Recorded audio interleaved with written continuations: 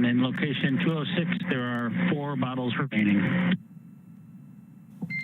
Okay, 4 bottles remaining in 206. That math makes better sense to us. Appreciate it.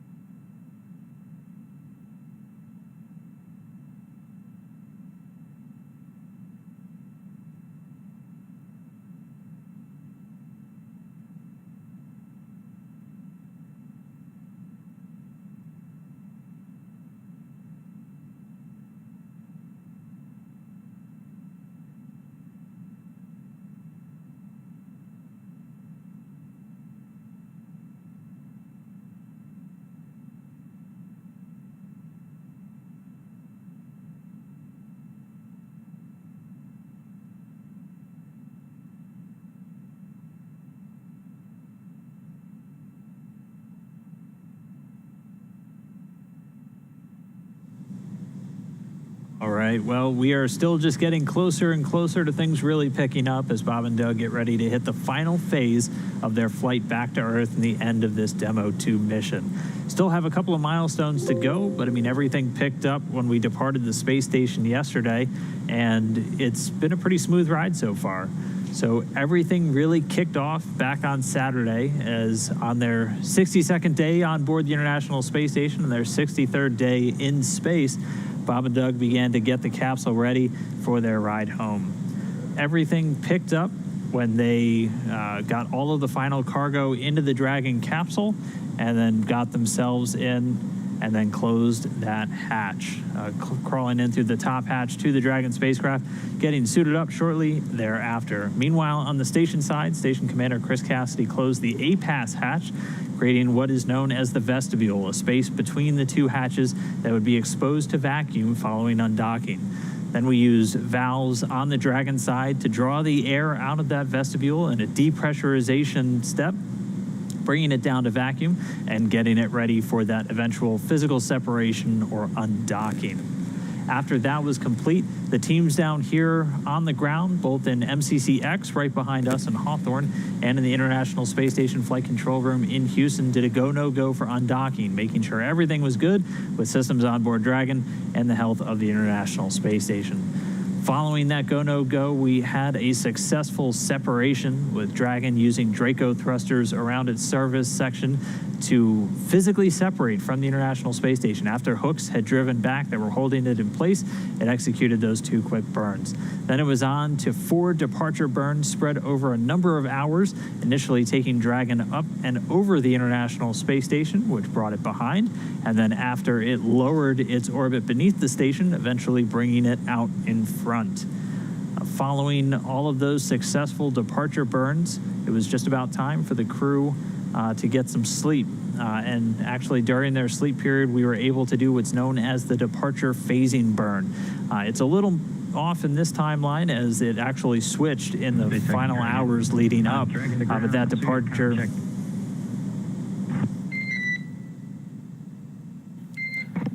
Dragon SpaceX, we have you loud and clear for suited comm check. I read you the same. Just pausing that timeline as the crew in their suit up steps, they just did a comm check. So they have communications run through the umbilical in their seats directly into their suits where they're able to maintain that conversation with the ground. We heard a little bit of chatters a few minutes ago as they were finishing up that fluid loading. Again, that's done to help with combating orthostatic intolerance. And to put it simply, that's dizziness in most people. Fluid loading can actually help your body react to what's typically a rush of blood away from the head once you get back down in a gravity environment, which can make you extremely dizzy. So fluid loading, you can actually up the amount of plasma in your blood, and that just helps kind of minimize that. They're also wearing what's known as an orthostatic garment, essentially compression pants that's squeezing their legs and forcing some of that fluid from the legs up towards the upper part of their body. So everything's continuing to proceed. They're suited up inside Dragon for the second time in the last 24 hours as we get ready for this deorbit. Yeah, there on your screen, you can see a shot of our Mission Control Center here at SpaceX headquarters in Hawthorne, California. Those folks there are our Dragon operators, our technical experts that continue to monitor the data and telemetry coming down from Dragon, not only about the vehicle, but of the crew themselves, continuing to make sure that everything is going well and just making sure that we are green or go to step into the next major milestones that we have coming up. At this point, we're about an hour and a half away from that. Those milestones will begin with the claw separation, which is when we initiate the jettison of the trunk. In order to expose the heat shield underneath the capsule, we need to let the trunk go away. So we separate the two. That trunk will actually re-enter the Earth's the the trunk will actually re-enter the Earth's atmosphere, and it'll disintegrate upon doing so. Oh, we got our nice little animation back here, so I'll toss it back over to Dan. Yeah, we did that departure phasing burn. That's what really kind of set us up on our pathway towards where we are today.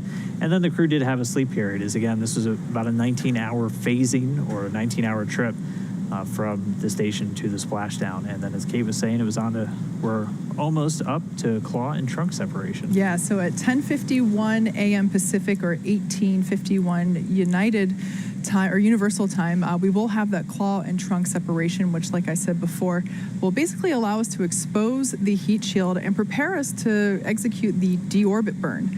The deorbit burn is intended to place Dragon on its final trajectory to its landing zone, which, as we have mentioned before, it's determined to be off the coast of Pensacola, Florida. The deorbit burn will last about 11 and a half minutes. After doing so, we will close and lock the nose cone. We do this in order to protect the forward hatch located there at the top of the capsule. And we do that after the deorbit burn because the thrusters located there in the forward bulkhead are what we use to actually perform the deorbit burn. So once that nose cone is closed, we enter a 6-minute-long communication blackout.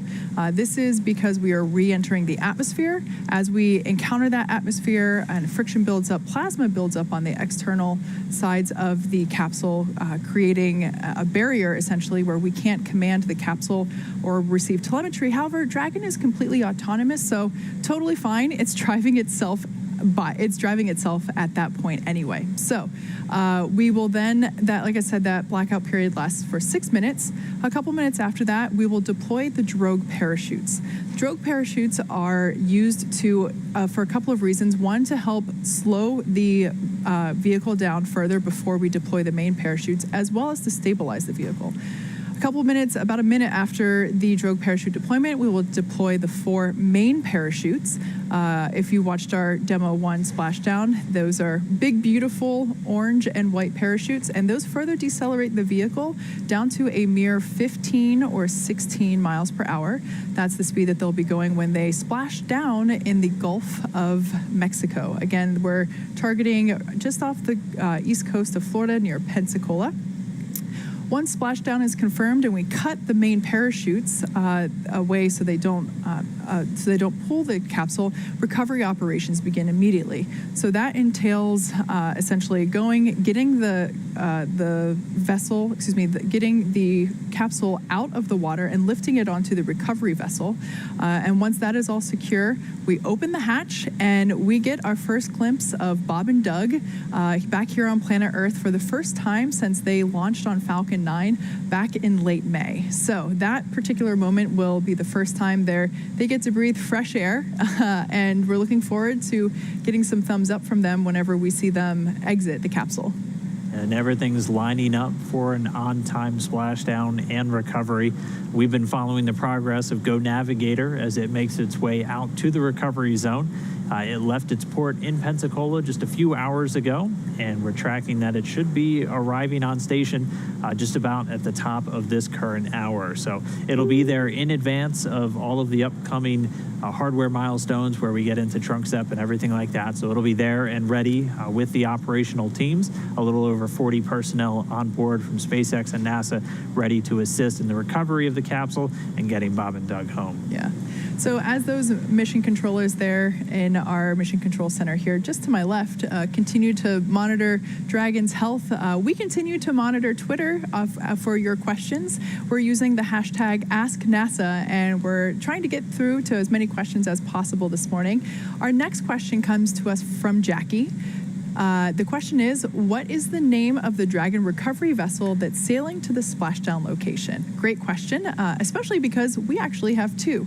The one that we are utilizing today is Go Navigator. This recovery ship is for all of our all of the splashdown locations on the west coast of Florida. So any potential splashdown location in the Gulf of Mexico is serviced by Go Navigator. For our East Coast landing sites, which we will not be attempting today, we use Go Searcher.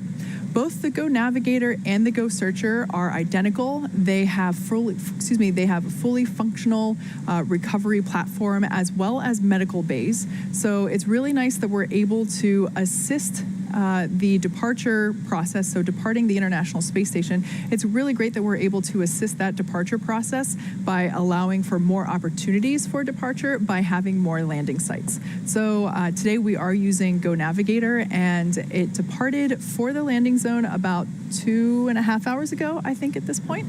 And it is en route to the designated landing zone just off the coast of Pensacola. All right, and our next question comes from Takur, who wanted to know, what's the importance of inventory check during the splashdown? If you were just listening a few minutes ago, you heard Bob and Doug going through a wide range of inventory checks, and a lot of it was their food and water, particularly the water, as they had just completed that fluid loading. As we've talked about a few times today, we have to meticulously track every single item on a spacecraft. For the obvious reasons, like if an astronaut needs to find it, it helps to know where it is. And then for some of the less obvious reasons, like we have to track where everything is, and if something is missing in a spacecraft, you have to kind of halt work once it's back on the ground and make sure you find it. And then also for things like food and water, that's something we call a consumable. So those are essentially resources that you have a finite amount of. Food, water, obviously one of those. They have about 3 days worth of food and plenty of water on board. It wasn't the limiting consumable for this flight home, as was discussed in our pre-return news conference. Carbon dioxide scrubbing was kind of the low man on the totem pole for the trip home. They have just about 3 days worth. So you have to think of all of these different items that are life support systems, typically that fall under that consumable port, whenever you're kind of mapping just how much on-orbit lifetime that you have. So we knew that we were going to either return today or within 47 hours after that. And so we make sure we have plenty for that situation, and then hours beyond that as just extra margin, as we're always about redundancy and backup plans and everything like that. Something else to consider with respect to the importance of inventory, during the re-entry period, we don't want anything loose flying around. That is certainly hazardous to the crew. And so taking inventory of what has been unstowed and then restowed allows us to be absolutely sure that something didn't accidentally, because, you know, as you're floating there, it is easy to let go of something and then it might drift off to behind the control panel. Like Dan said before, it's very easy for things to kind of drift off on the International Space Station and get lost. So really having this inventory allows us to make sure that there aren't any foreign objects that aren't supposed to be out during the times in which they are meant to be stowed. So inventory is important for a number of reasons. Our next question comes to us from Tim. He says, my 10-year-old daughter, Haley, wants to know how hot the exterior of the spacecraft will get during re-entry. Awesome. Well, good morning, Haley, or afternoon or evening, depending on where you are. Thank you so much for tuning into our webcast. We're really pleased to have young viewers joining us for this historic mission. So a really good question. The outside of Dragon capsule will reach 3,500 degrees Fahrenheit. That is very hot, but Bob and Doug will be safe and comfortable inside of the Dragon capsule. We have measures in place to make sure that the inside of the capsule will be flushed with cold air, as well as the air inside of their spacesuits. So even though the outside will be getting really hot, Bob and Doug will barely be breaking a sweat. All right, our next question comes from Mohan, who wants to know, will the Super Draco thrusters be a backup to the parachutes? That's a good question, because one of the earliest designs of Dragon had it doing what's called a propulsive landing. So kind of like how the Falcon 9 comes back, an early design of this Crew Dragon had it landing propulsively, so using those Super Dracos to touch down on like a runway.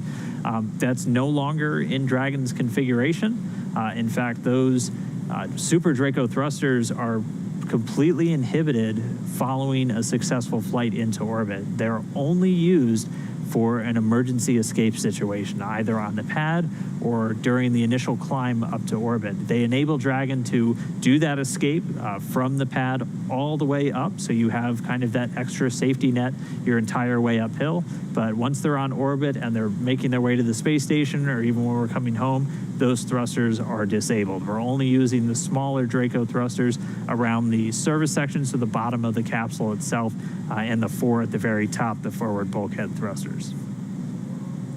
Our next question from Amy wants to know what happens to the parachutes after splashdown. Are they recovered?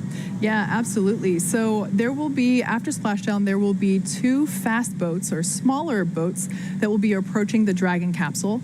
The first boat is responsible for determining that there aren't any toxic vapors surrounding the capsule. That fast boat will then also be responsible for preparing the capsule for lift out of the water. The second boat is responsible for retrieving the parachutes out of the water.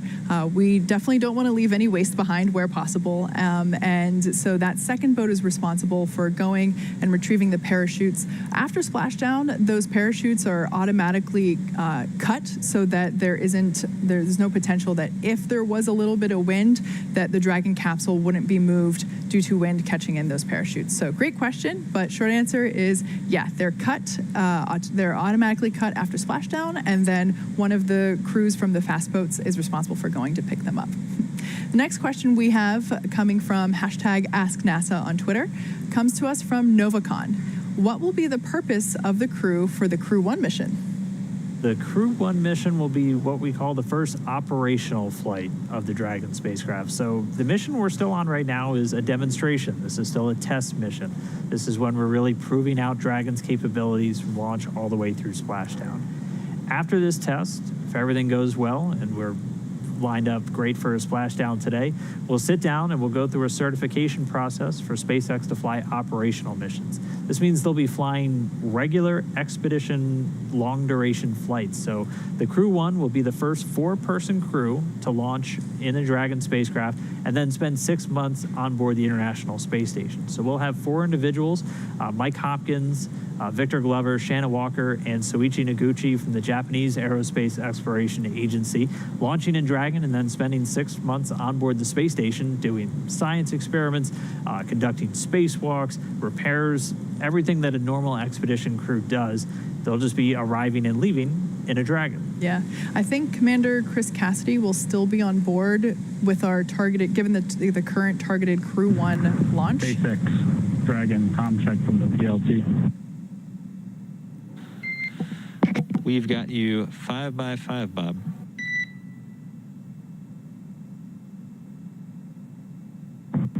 And I've got you loud SpaceX and check between us.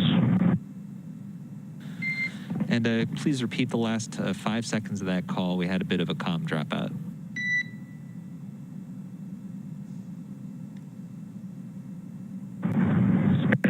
He's out of clear as well.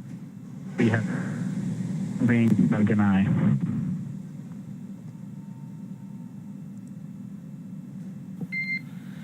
And Dragon, we copy that you heard us loud and clear. Unfortunately, the rest of the message was garbled. Please repeat one more time. Yeah, we've got a good comm check between both of us, and we are complete with suit downing for .010. How copy? Okay, that was 5x5. We copy that you are complete with suit donning procedure.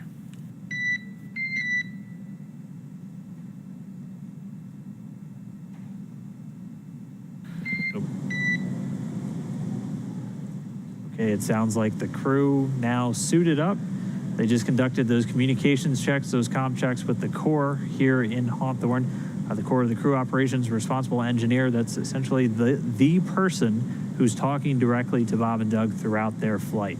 That's rotated through a couple of different positions as we're on the 3rd shift of their flight home. And that'll be pretty much the person who's getting all of the updates to and from Bob and Doug, being that liaison between the teams on the ground. But they did those comm checks successfully. They are in their suits. They're going to stay in their suits and in their seats for the rest of the day, pretty much, from that And deorbit Dragon burn. SpaceX looking for an update on sections 1 through 4 of 4.700 deorbit preparation when able.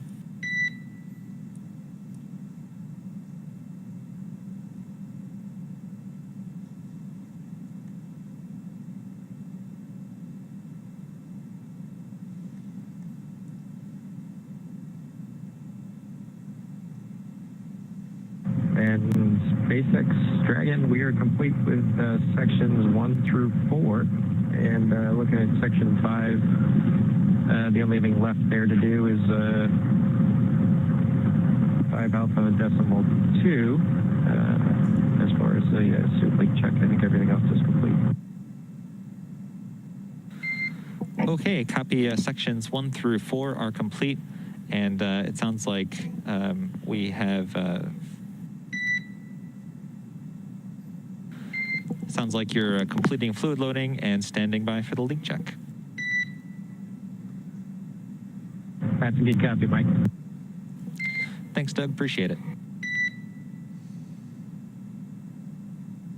So what we heard there was communication between Dragon And Mike, I just wanted to check back with you on the comm dropout that you had on the last 2 calls that I made to you.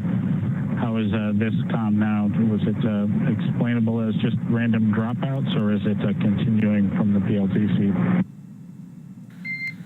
Okay, Bob, we had you 5 by 5 just then, much better than before. We're investigating root cause, but given the clarity of your call just now, I would suspect your audio system is healthy.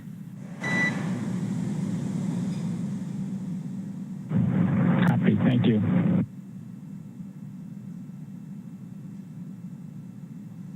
Okay, so there we heard a little bit of communication, just confirming that we were that Mission Control was able to read or hear, as it's referred to, Bob and Doug clearly as they have put on their suits.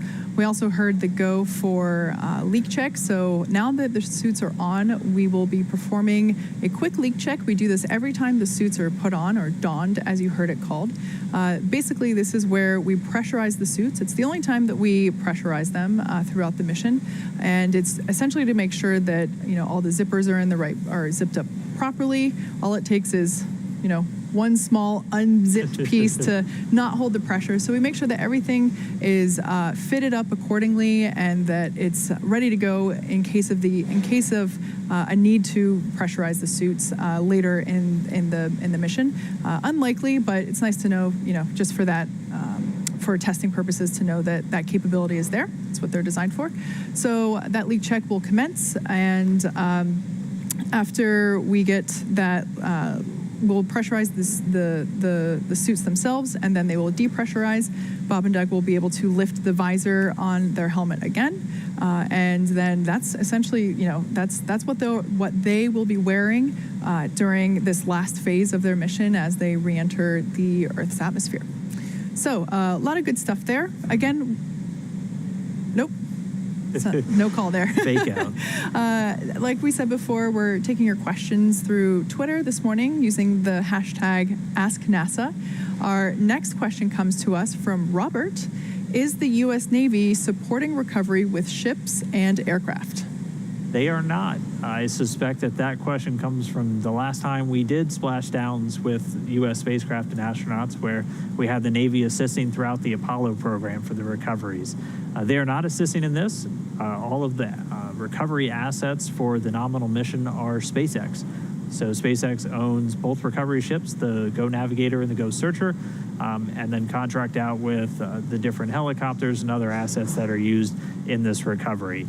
NASA does have a Department of Defense backup, essentially, if Bob and Doug were to have to splash down anywhere other than those 7 sites that we target around Florida. We have the capability to call them up to effect a fast rescue and recovery using parajumpers or whatever assets are available to us. They are also called up on launch days in the event that we were to have an abort on the way to orbit, with them coming down somewhere in the Atlantic. But for now, today, everything is SpaceX and NASA. Another question coming to us from Humzi. Is there a time limit on how long the capsule can be left to float in the Atlantic Ocean before it needs to be recovered? Yeah, so obviously we want to get the crew out as soon as possible, let them get out and stretch their legs and begin their medical evaluations. However, the capsule would be able to float there for a couple of days, like we mentioned before. There is enough onboard water and food. They would be comfortable, although if the waves pick up, I certainly would not be comfortable. That being said, we do strive to recover them as soon as possible. This is part of the reason why we have numerous potential landing zone sites, and we have special criteria for where they actually land to ensure that we're able to get the crew up and out of the water and into the medical bays essentially within an hour after splashdown.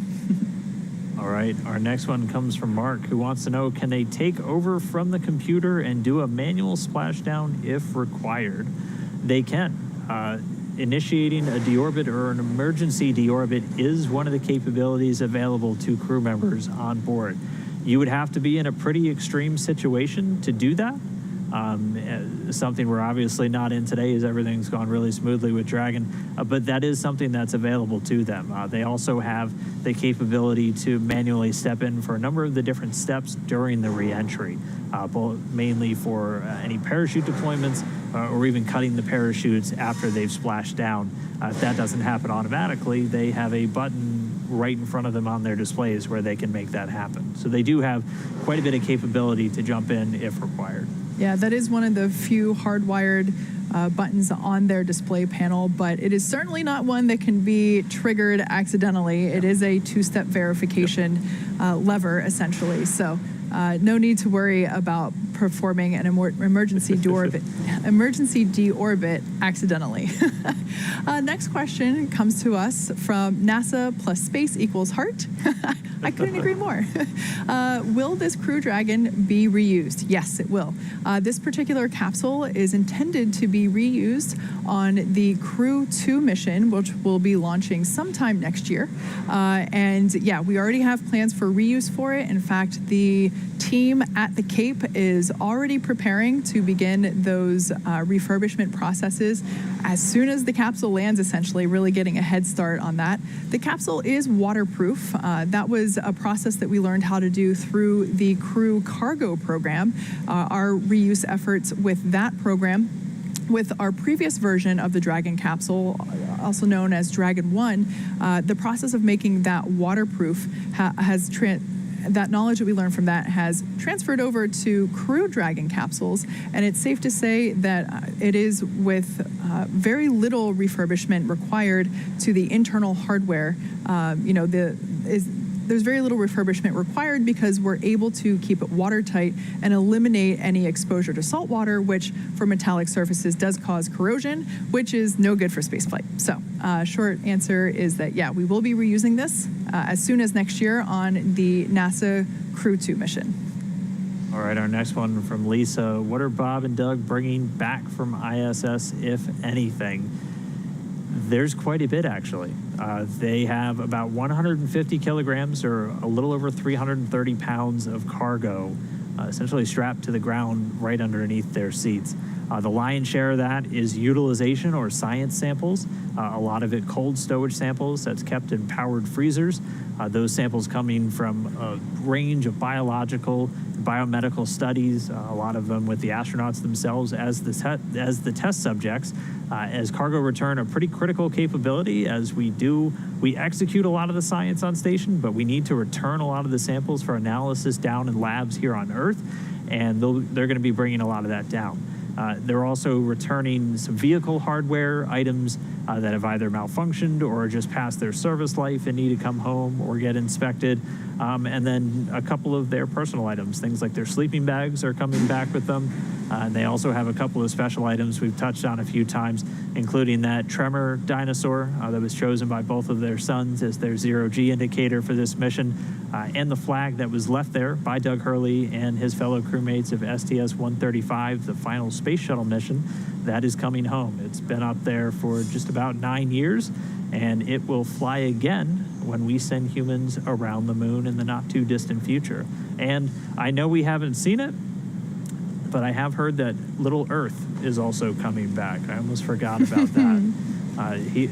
Little Earth was the zero-G indicator on Demo 1 and remained on station after that mission, and it's pretty sure it was packed away to come home on Demo 2. I think you're right.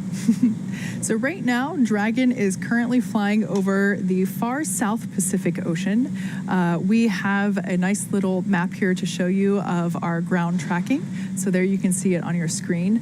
If you're curious, the yellow indicates where the capsule is in daylight. The red part of the line indicates where it goes into eclipse, or whenever it's basically hiding in Earth's shadow. So right now it's in daylight. Bob and Doug must be getting some pretty spectacular views as they're completing their suit up process. But at this point, we're going to take a quick break and leave you with our lovely ground map here.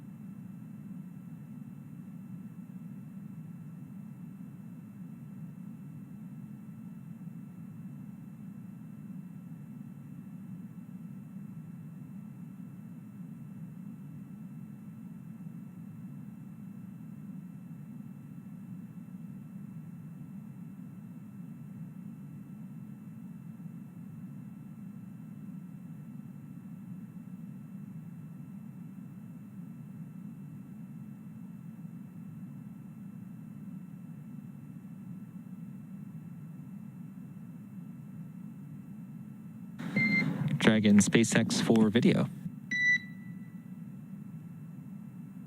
Go ahead. Yeah, request to come back aboard when y'all are ready. We are ready for you to come aboard. Outstanding, and work.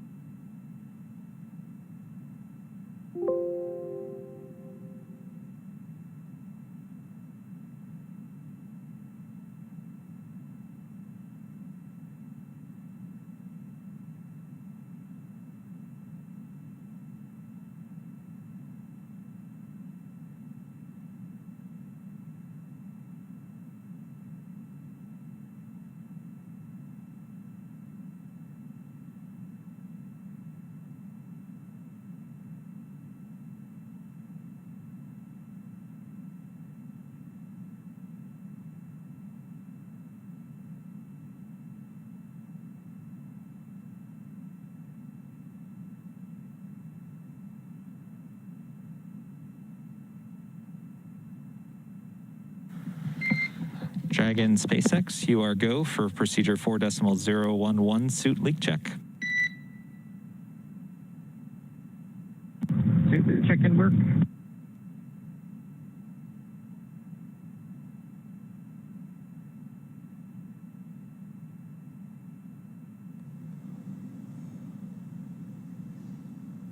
Okay, so we just heard the crew now stepping into suit leak checks. As we've described a few times, this is when they're actually going to pressurize their suits that they wear for launch and entry, and really any of the dynamic phases of the mission.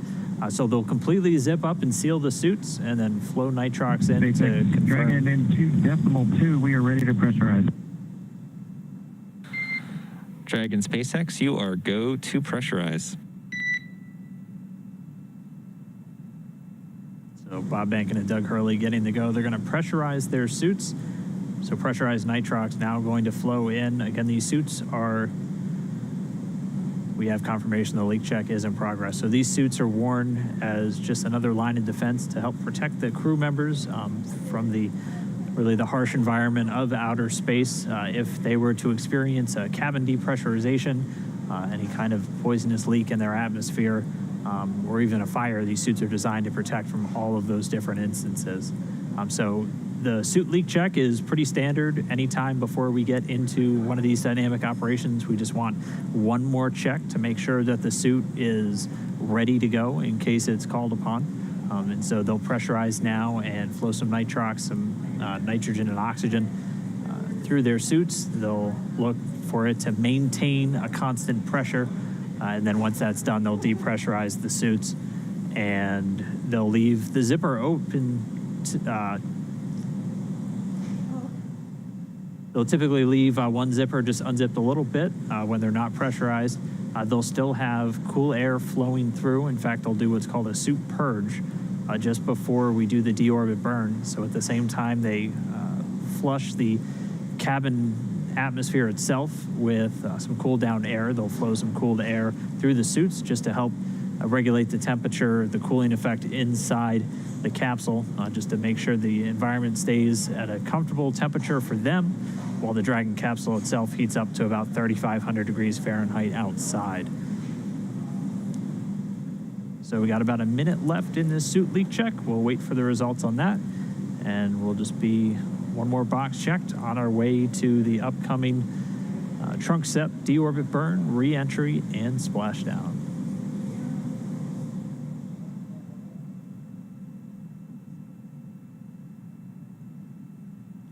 And one interesting thing to note, if you're watching this ground track, you're going to start to see that line coming out of the bottom left corner and ending in the Gulf. That means we are on our final orbit. And so Dragon's basically on its last lap around planet Earth, the last 90 minutes it's going to spend until we just about get to that splashdown. So you can keep an eye on that. The line's going to stop moving where you can see it terminate in the Gulf.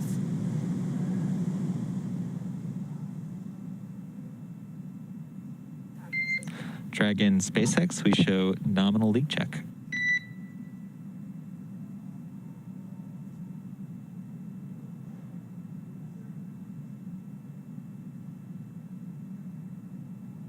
Copy, show the same.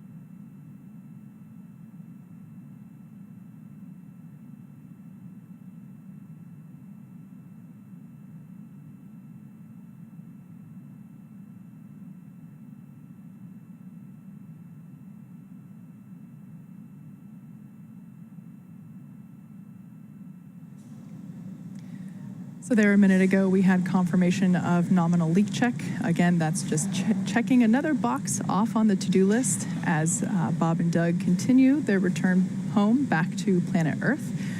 Up next, we will be making sure that the nitrox system is safed and that we are able to proceed into the next phases of our descent to the Gulf of Mexico. We are aiming for a splashdown site just off the coast of Pensacola, Florida. Right now, our recovery ship is en route to that designated location zone, and it will be there ready and waiting for Bob and Doug to splash down.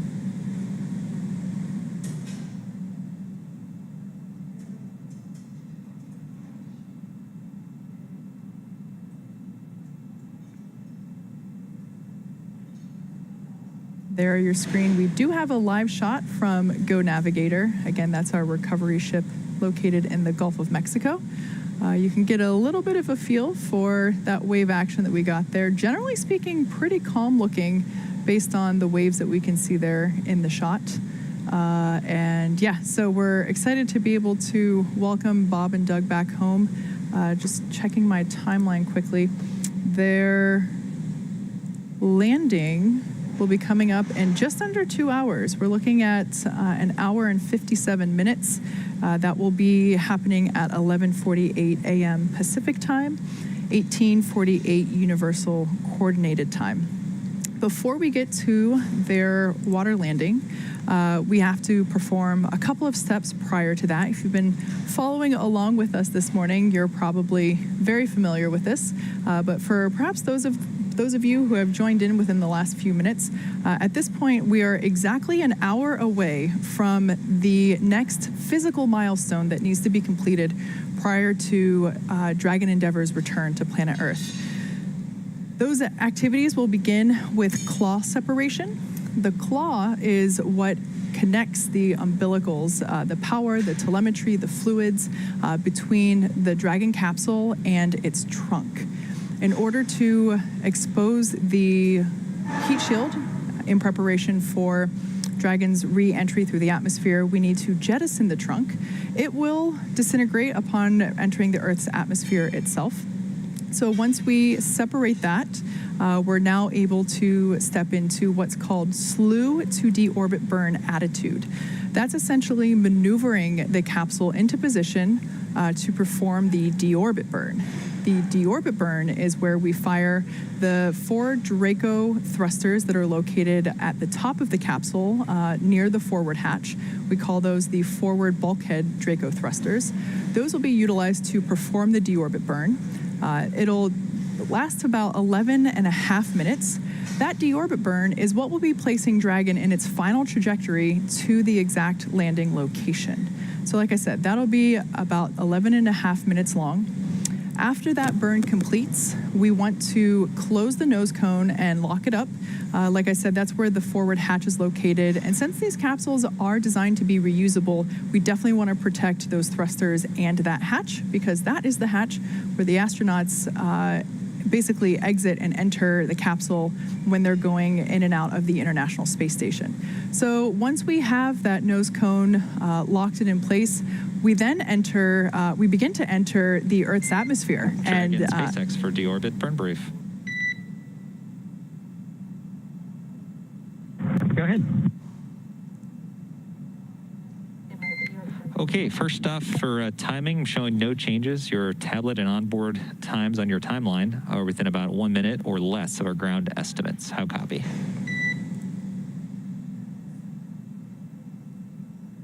Copy. Timing on board is per the iPads and within a minute.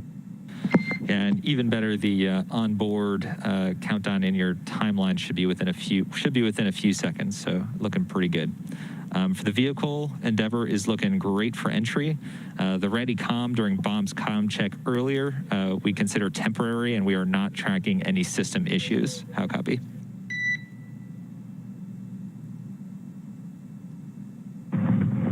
Endeavour's in good shape and good comm from the PLT.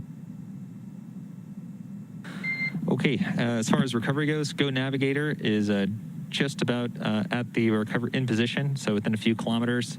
In addition, the WB is airborne. Recovery team is go at this time.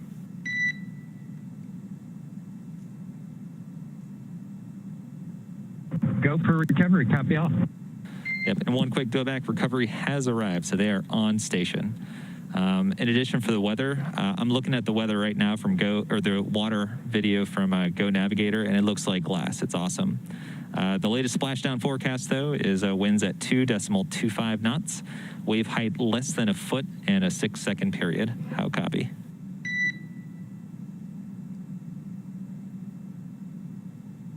Copy. Winds, waves, and weather.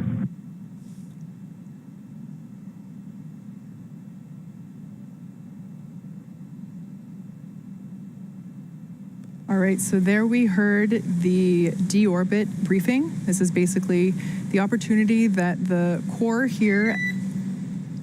Okay, Doug, that's all we got for the burn brief. We'll talk to you shortly before deorbit sequence start. Copy all. Thanks, Mike. And correction there, we'll have the go, no go for you shortly. That'll be the next step.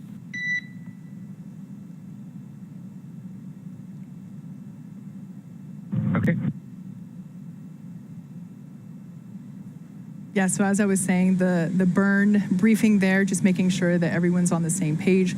Since Bob and Doug's primary role during re-entry is to monitor telemetry, timing, and data, it is important to make sure that their onboard timers, or basically time listings, are synced with the most recent trajectory simulations that we've generated here in mission control. So that's what that was, just making sure that their sequence of events was lining up with the with what we're seeing down here in mission control.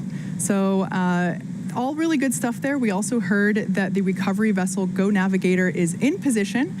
So it is ready and waiting for splashdown, which, like I said before, will be occurring at 11:48 a.m. Pacific, 18:48 Universal, and we're just under 2 hours from that happening. So I don't know about you, Dan, but as we're stepping into these checks and we did the leak check, we have done a couple of comm checks, and now we're talking about deorbit burn. My heart's starting to go. We're getting there. It's starting to feel real. We're waking back up. Yeah. It's time to bring these guys home. And I mean, hearing the core call up, the water looks like glass from those ship views. That's exactly the type of thing we want to hear. The wind has picked up a tiny bit to 2.25 knots. It's about 2.6, a little under 2.6 miles per hour. So still well within our margins for what we were looking for acceptable splashdown weather. Right now in the room behind us and over in Mission Control Houston, teams are just doing a final go, no go. And so that should wrap up over the next couple of minutes. And then we'll hear them call that up to the crew members when they get the final go to do the deorbit burn. But we'll be doing all of the other activities prior to that, including the claw and trunk separation, and then just getting ourselves ready for deorbit burn. So things are definitely going to start picking up in the next couple of minutes. Really, the next hour is really where things start to happen. But we do have a couple of moments now to get joined by a special guest. Dragon, SpaceX is go for the deorbit burn, and the burn has been enabled. That's a great call to hear. Endeavour copy. Go for the deorbit burn, and we see it on board. All right, so we just heard it. That means both the SpaceX and NASA teams are go for deorbit burn. So we are counting down to that deorbit burn. Still a bit of a ways off. It's just under an hour from now from starting for that 11.5-minute burn. But for now, as we are go for deorbit and return of Bob and Doug, we're going to send it over to the Johnson Space Center real quick, where Courtney Beasley is standing by in Mission Control Houston, along with NASA Administrator Jim Bridenstine, also there in Houston. Courtney? Thanks, Dan. Yes, joining me in a studio here at NASA's Johnson Space Center is NASA Administrator Jim Bridenstine. Jim, thanks for joining us today. Another historic day for our agency, returning humans to Earth in a commercially built and operated spacecraft. How is this mission paving the way for the future? Well, it's a great question, and I think it's really establishing the business model for the future. So you can see today I'm wearing my Artemis shirt. And when we go to the moon, we're going to go with commercial partners. And you know, NASA's goal here, we don't want to purchase, own, and operate the hardware the way we used to.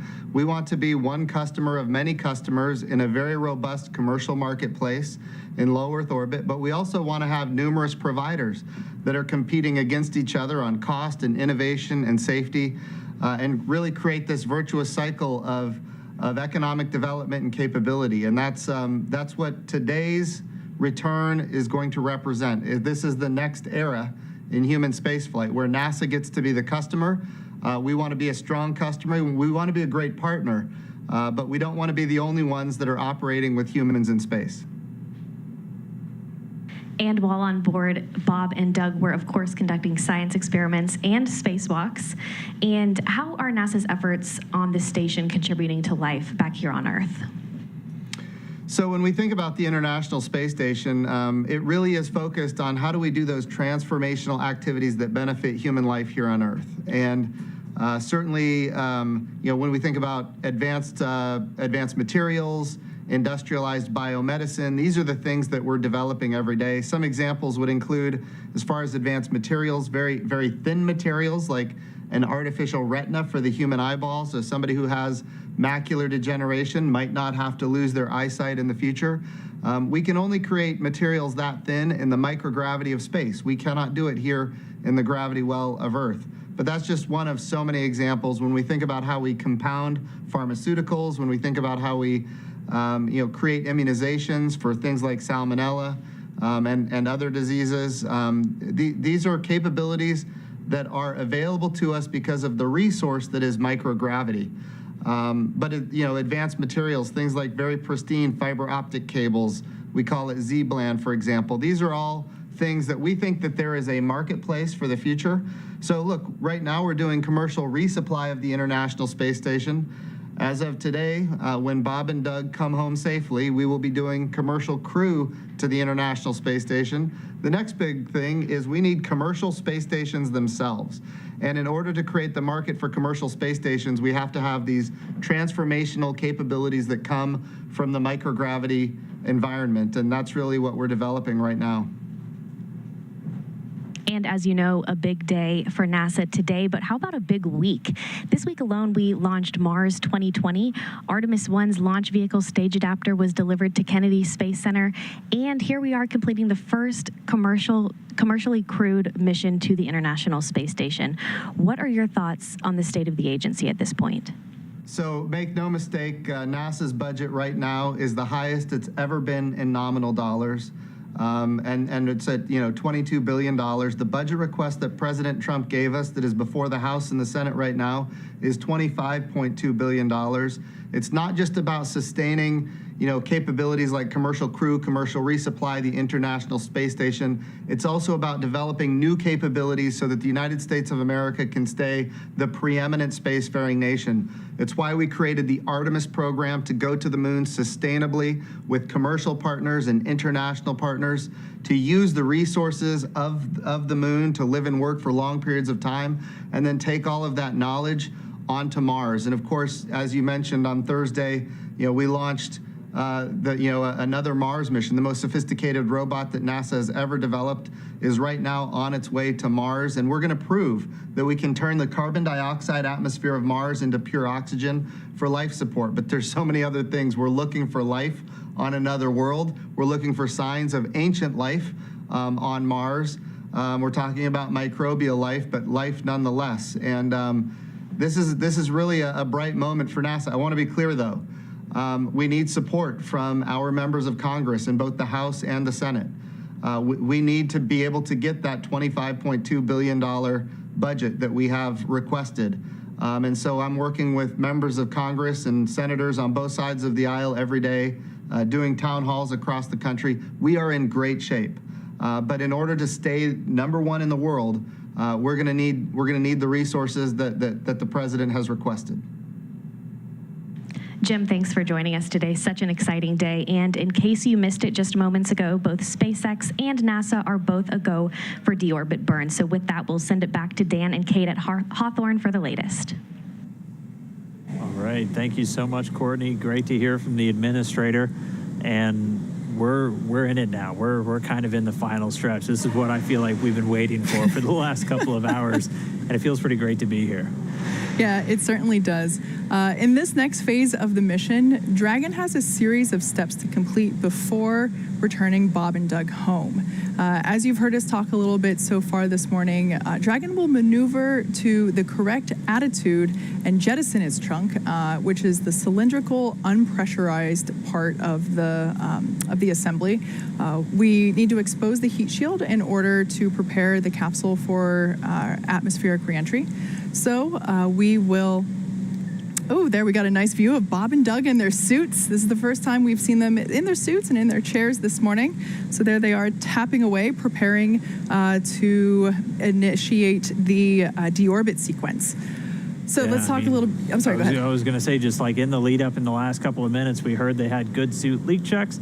As Kate described earlier, once the leak checks are complete, they don't keep the suit pressurized, so visors are open. They're going to have cool air running through their suits and the cabin and just getting ready for the ride. Yeah. Whenever they are re-entering the atmosphere, the external temperature will reach about 3,500 degrees Fahrenheit. The internal temperature of the cabin, however, will stay around 85 degrees Fahrenheit. We have a couple of systems in place to keep it cool and comfortable for Bob and Doug as they are returning. Like Dan just said, there will be some cool air flowing through their suits. The cabin itself will also be purged with cooler air as well. So that will assist in making sure that the temperature stays pretty temperate inside the capsule. And I mean, we're just 42 minutes and 50 seconds away from things really kicking up. And this is going to be when we really start to do that first maneuver to get ready to jettison the trunk. And then we'll do that claw and trunk separation. And then it's time for just kind of that final firing of those engines, that really just that downhill ride. Yeah, those forward bulkhead thrusters, there are four of those Draco thrusters there at the top of the capsule near the nose cone. Those will be utilized to perform the deorbit burn. This burn is what will essentially give Dragon its final trajectory back home.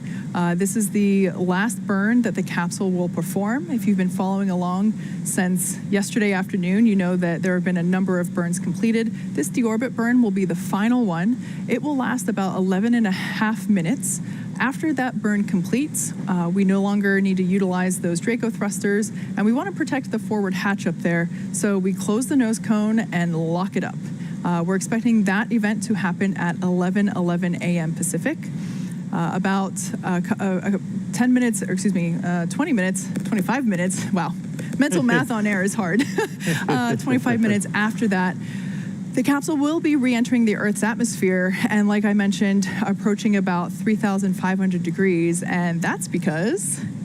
We're in that heat of re-entry, and so that's where things will really heat up for Bob and Doug on their re-entry, and that's where we'll have that comms blackout. And we actually have a Twitter question that's germane to this right now, where Stephen asked, during the blackout, will you not be able to communicate with Bob and Doug, but you will be able to track them?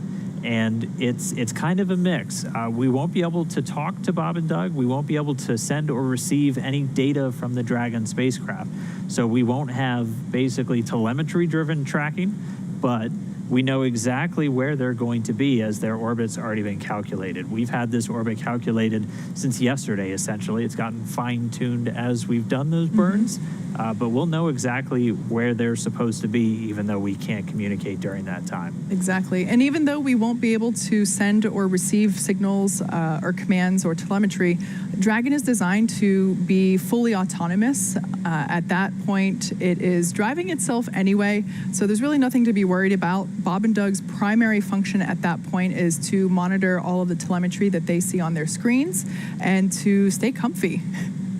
Yeah, and once they're through that initial entry, we'll have that part called entry interface, which we kind of explained as that's when the capsule's really experiencing aerodynamics. They've been flying around in the vacuum of space with no air, so no lift, drag, stuff like that on their capsule. And entry interfaces where they're really starting to hit the atmosphere, and it's affecting the capsule. And it'll continue to use its Draco thrusters on the service section to really guide it back home. Yeah, exactly. So speaking of guiding it back home, here come the parachutes. At 11:44 a.m. Pacific or 18:44 Universal Time, we're going to be deploying the drogue parachutes. Drogue chutes are utilized for a couple of reasons. One, to continue to further decelerate the vehicle and also to stabilize it. Like Dan said, it will be experiencing some of those aerodynamic pressures, and so we want to make sure that the capsule is well and stable before we deploy the main parachutes. Those main chutes will be deploying at 11:45 a.m. and there will be 4 of them. Those will essentially deploy, and it takes a couple seconds for them to fully inflate. So it might look a little funny at first, but we assure you that they are working properly, and it just takes a couple seconds for the air to continue to catch in them and for them to fully expand to their large, rounder shape. So after those chutes deploy, it only takes 3.5 minutes for Bob and Doug to splash down. That'll be occurring at 11:48 a.m. Pacific, 18:48 Universal. And like we've mentioned before, our splashdown location is off the western coast of Florida. We're aiming for a location near Pensacola. Our recovery vessel Go Navigator is currently in location, ready and waiting for splashdown. They're actually going to be waiting about 3 nautical miles away from that splashdown point. Yeah, we got the call that they were on station. We also got the call that the NASA WB-57 airplane is in the air, and we've actually seen a couple of brief spurts of video. That's the airborne asset that we'll have. That WB-57 is a high-altitude research plane that NASA flies. It's outfitted with a number of imaging cameras. The main one that will be seen is an infrared one. If you watched the Demo 1 splashdown, which I'm sure you all did, you were able to see that first, and this is actually a glimpse of that WB-57 camera. We'll be getting this back, and if we acquire it the same time we did for Demo 1, we were able to see the capsule while it was still in that atmospheric reentry, so it was just this really bright light that all of a sudden lit up the sky, and that was the first view we got of Dragon. And so we'll use that to hopefully see during the entry, and then the initial parachute deploys, and then we'll have a couple more assets on the ground or on the water, on the boat, that will get a couple more views of Dragon as it delivers Bob and Doug safely to the ocean. Yeah, so as you can hear, all of this excitement will be happening in pretty rapid succession. On your screen now, we can see closest to the camera, we have NASA astronaut Doug Hurley. He is the pilot or the commander for this particular mission, and then there now on the camera to the right is NASA astronaut Bob Behnken. We are very fondly looking forward to bringing our space dads home this morning, and it looks like we mentioned before, that'll be happening in about an hour and a half. Again, targeting splashdown for 11:48 a.m.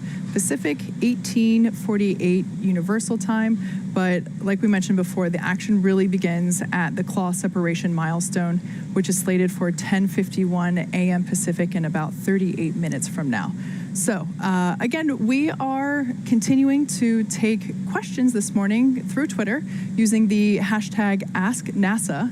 Our next question comes to us from F1 Fanatic. Do the astronauts need to have face masks down during re-entry? That is a great question. Very astute observation that those visors are in the upward position. So right now, these suits are unpressurized, and Bob and Doug are breathing just the normal cabin air. Those face masks, or visors as we refer to them, do need to be lowered and locked during the re-entry period. We need the spacesuit to be fully enclosed during the more dynamic elements of operations, and certainly the re-entry period is one of them. So we'll actually at one point during the deorbit burn preparation phase, we will actually hear communication between ground station, from ground here, Mission Control Headquarters at SpaceX to Bob and Doug, just to confirm and double check that those visors are in place where they should be. Our next question comes to us from Philip. Where exactly are the parachutes stored before deployment? They are stored in 2 separate compartments on the Dragon spacecraft, on a side of the vehicle that has a deployable panel. The drogue parachutes are stored in the kind of the upper part. It's called the upper bulkhead, and they're deployed by 2 drogue motors or mortars. So pyrotechnics that are fired to actually deploy those drogue parachutes. Just further down the panel, kind of at the base of the spacecraft, is where the 4 main parachutes are stored. And again, those get drawn out by the drogue chutes. There are redundant systems in place to make sure that if the first set of mortars don't fire, you have backups to get these chutes deployed. We're one fault tolerant on both the drogue parachutes and the main parachutes. So 1 out of 2 drogues and 3 out of 4 mains is what the vehicle's been rated and tested to. SpaceX has done a tremendous amount of testing on these parachutes, even within just the last several months in the lead up to the mission. As parachutes, obviously a very critical part of the reentry, and this is something that is very meticulously packed and documented before the start of any mission. And NASA assisting SpaceX, as we have some experts who have been involved in parachute missions for decades. But the parachutes are stored under deployable panels, and we'll see them basically fire open as the parachutes come out and deploy at the different altitudes. Yeah, those panels are basically located above and below the side hatch panel. So if you are looking at the Dragon capsule, the anchor point for those parachutes will ensure that the side hatch will effectively be as far away from the ocean surface as possible, ensuring that we're able to expedite the process of egressing Bob and Doug from the capsule and the whole recovery process as a whole. Great question. All right, our next one comes from Scott. He wants to know, what are the tablets on their legs used for? What kind of devices are they? I think you've heard him call out a few times that they're using iPads on board, and they're really just essentially their user manuals. They're able to dial up different procedures, checklists, things that they're looking for throughout their flight. They're able to Velcro them essentially to their suits, and just like the main displays in front of them, they're touchscreen enabled, and they have the touchscreen capable gloves in their suits. It's really just another information source. Dragon doesn't have the big paper manuals that we were used to in the shuttle era and things like that, just kind of streamlining everything as much as possible. Yeah, absolutely. Like we mentioned before, this is a demonstration mission, and so Bob and Doug's job here is to make sure that everything is working as it should be. So a lot of what they're doing is going to simply be monitoring, well, not simply, paying attention can be, especially whenever there's a lot going on dynamically around you, is staying focused can be tough. So it's not an easy job what they have coming up, but they will essentially be responsible for monitoring all the data and telemetry that is being received on screens. And part of the debriefing that will happen once they get back on land is quite simply, was there anything that happened in reality that you weren't expecting or differed from what you were instructed would occur? So making sure that in the future fully operational missions that we have, starting with Crew 1, launching later this year, that those crews are fully prepared and that we make those, essentially those instruction manuals that they do have access to as perfect as possible, because it is essential that we have correct information and that the crew is informed and aware of all the operations that are going on, regardless of whether or not they're not the ones necessarily commanding, because the vehicle is autonomous, but it is important that they do know what's going on. All right, our next question comes from Sam. Might be the most important one of the day. Wanted to know if Bob and Doug can listen to the SpaceX webcast when they're inside the Dragon capsule. I mean, I certainly hope so. It's not like they have too much else on their mind. Right. No, they're not able to listen to us, but one kind of fun fact that always kind of makes us geek out a little bit is the crew members on board the space station will usually get NASA TV pumped up to them anytime their crewmates are launching or landing. So they're able to watch their friends and former crewmates as of just a few hours ago return home. So Chris, if you're watching, hi.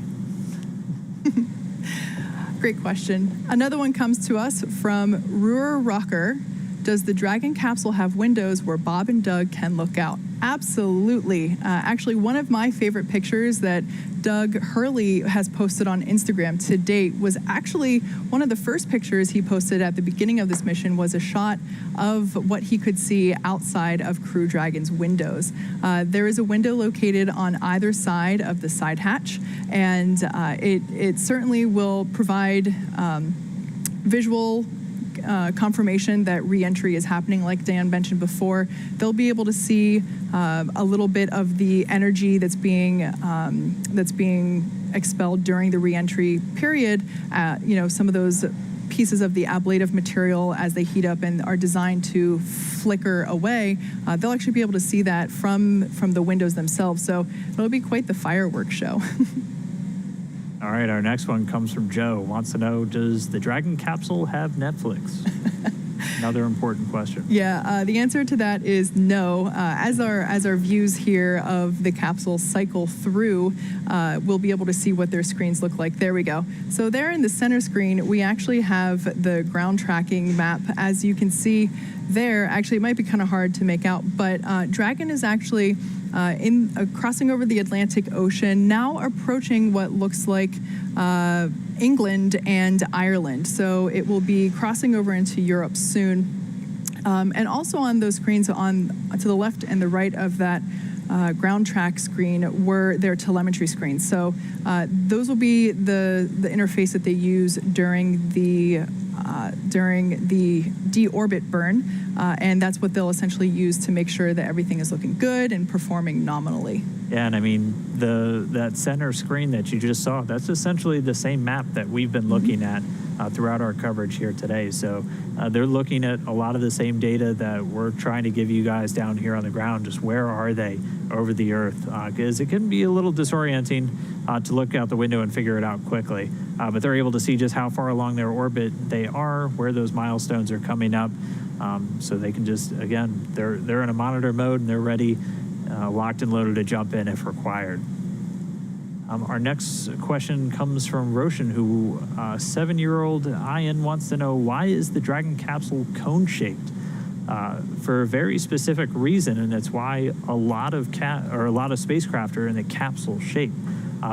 When they were trying to really figure out the most efficient way to re-enter the Earth's atmosphere, both from handling the trajectory without having wings like a space shuttle, starting over. When they were really first trying to figure out how to best shape a spacecraft to efficiently and effectively re-enter the Earth's atmosphere in the safest configuration, where they essentially landed on was a cone shape. Or a capsule shape. There were very initial drawings that you could find all manner of spacecraft that were put into wind tunnels, but at the end of the day, all the way back in the early days of spaceflight, when we were in the Mercury and the very early days, they were able to determine that the capsule shape was really the most efficient. That shape of heat shield dissipated the heat the best, was the easiest to control, and was really the safest option. And physics haven't changed since the 60s, at least not a great deal. So that's why you still see a lot of capsule-shaped spacecraft, and it's really just for re-entering an atmosphere. Good question.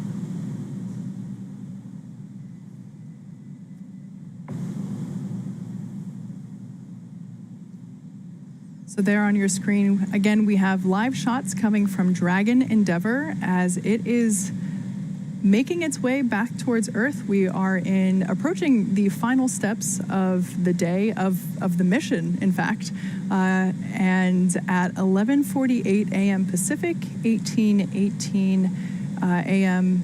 or p.m. Excuse me, Universal.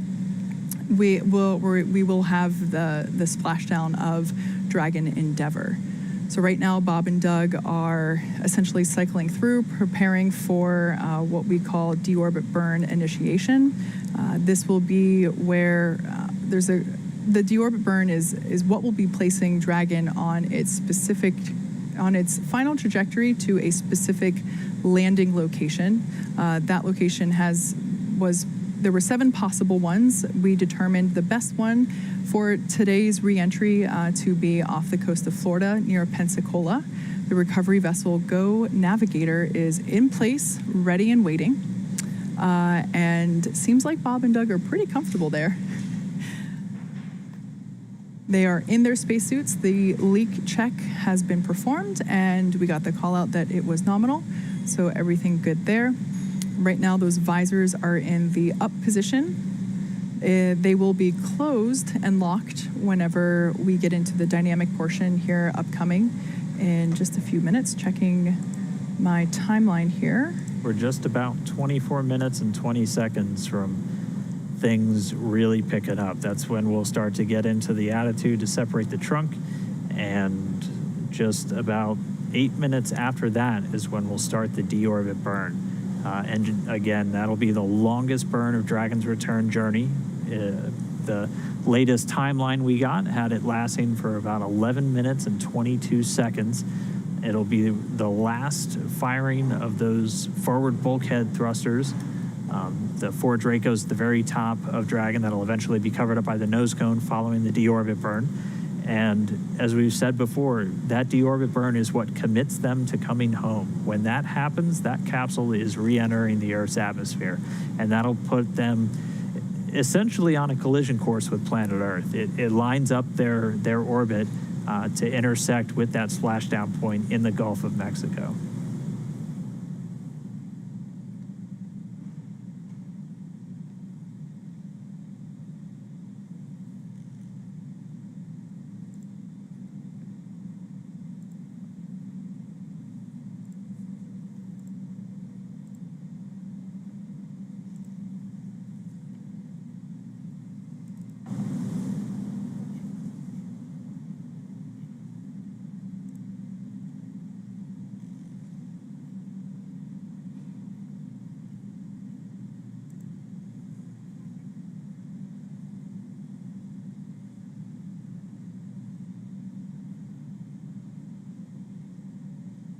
And while we have just a few more minutes until we get to that, we still have some questions coming in. Again, if you have one, jump over on Twitter, use the hashtag AskNASA. This one comes from Scarif Survivor, who wants to know, does Dragon lose radio data contact with satellite or ground stations during re-entry? And the answer is really everything. As that plasma builds up around the spacecraft, it essentially prevents signals being sent or transmitted or received by Dragon's antennas around the outside of the spacecraft. So it's both satellites and ground stations that it won't be able to communicate with. But again, Dragon continues flying itself.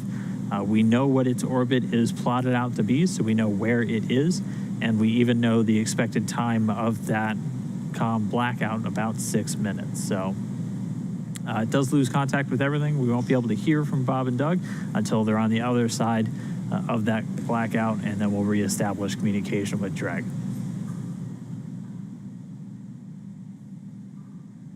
All right, we have another one from Nettie Banda. Wanted to know how many seats are in Dragon. So as you can see on your screen there are actually, I guess one is hidden, there are actually 4 chairs there available. We will be utilizing all 4 seats on the Crew 1 mission launching later this year, currently targeted for September.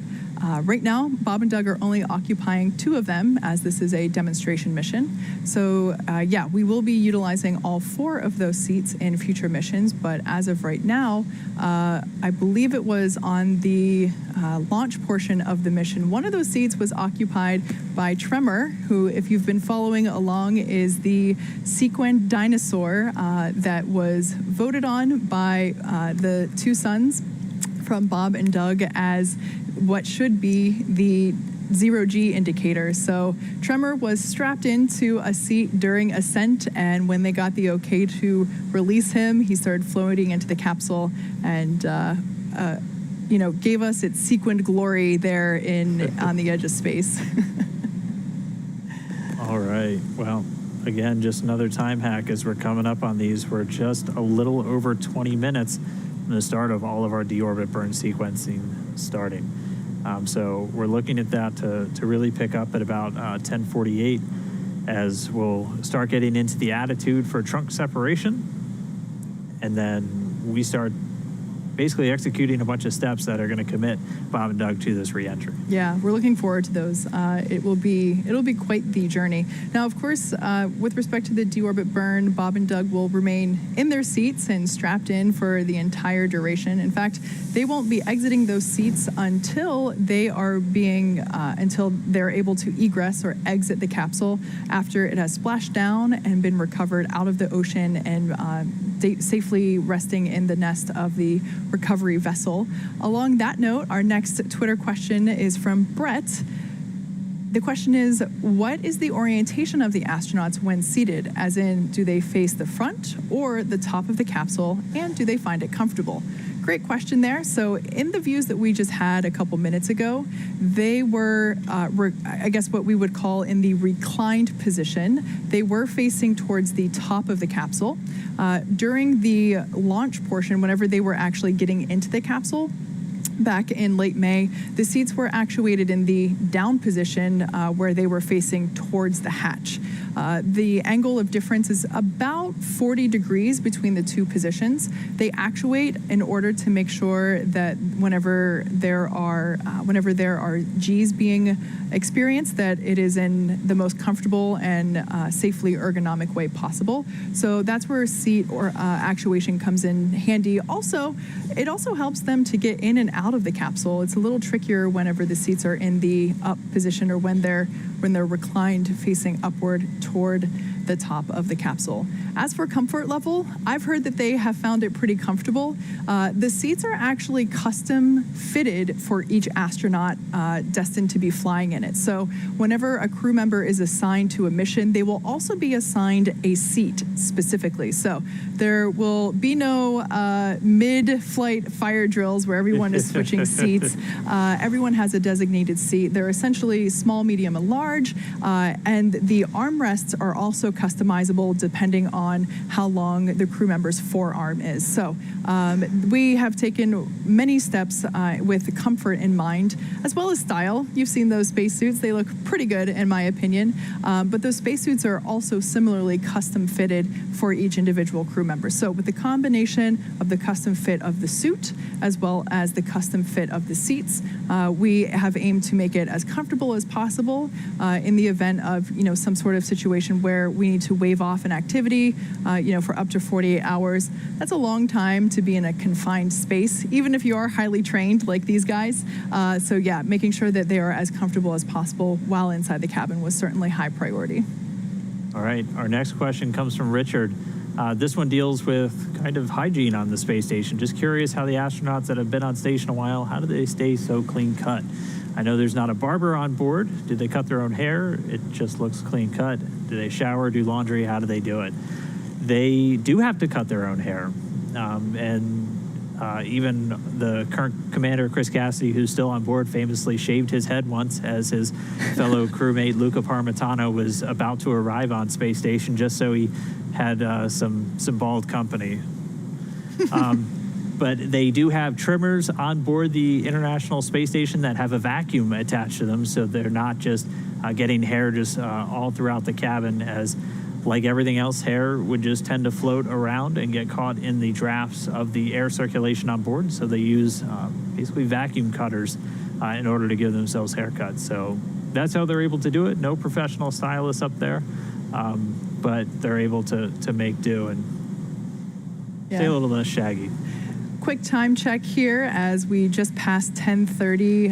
It's now 10:32 here in California. We are less than 20 minutes away from our first event here on our list as Bob and Doug begin to continue to check off the boxes of their return home. That first event is claw separation. That's essentially the initiation of trunk jettison. All of that means that we will need to unlatch the claw from the trunk. That is the mechanism that holds and connects the trunk to the capsule, delivers fluid, telemetry, power, all that good stuff. we need to expose the trunk in order for the capsule to deorbit. So we will jettison the trunk, and then we will begin a deorbit burn a couple minutes later. That deorbit burn is slated to begin at 10:56 a.m. Pacific, 18:56 Universal Coordinated Time. So in just under 23 minutes, we're expecting that to start.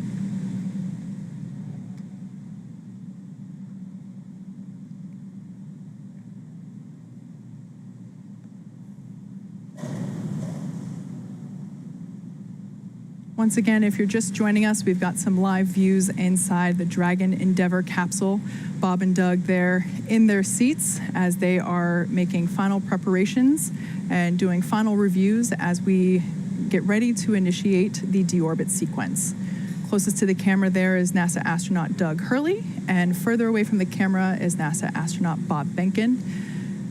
These are two incredibly wonderful humans. We affectionately call them our space dads here at SpaceX. It's been such an honor to be able to fly them. Of course, Doug Hurley was actually the pilot of the final space shuttle mission, STS-135, back in 2011. And honestly, when I heard that he was assigned to this mission, I cried because, just to have the opportunity to return the pilot of that final mission to the space station in this capacity is so cool. And I've loved following this mission since the moment that we started training for it here in Hawthorne.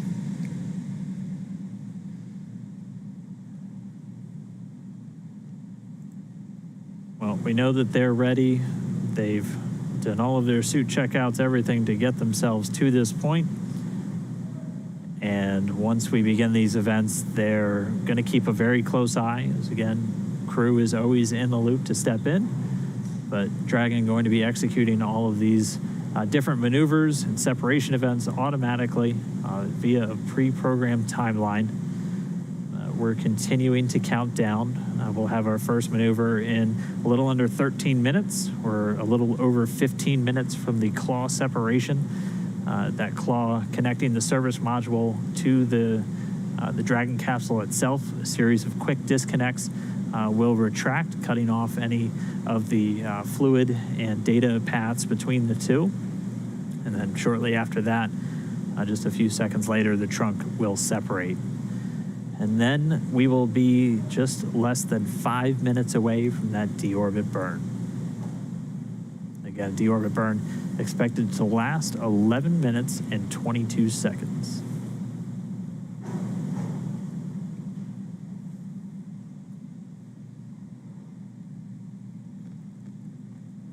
Now, of course, during re-entry, Bob and Doug will be experiencing a couple of Gs. We're anticipating them to feel about 4 Gs during re-entry.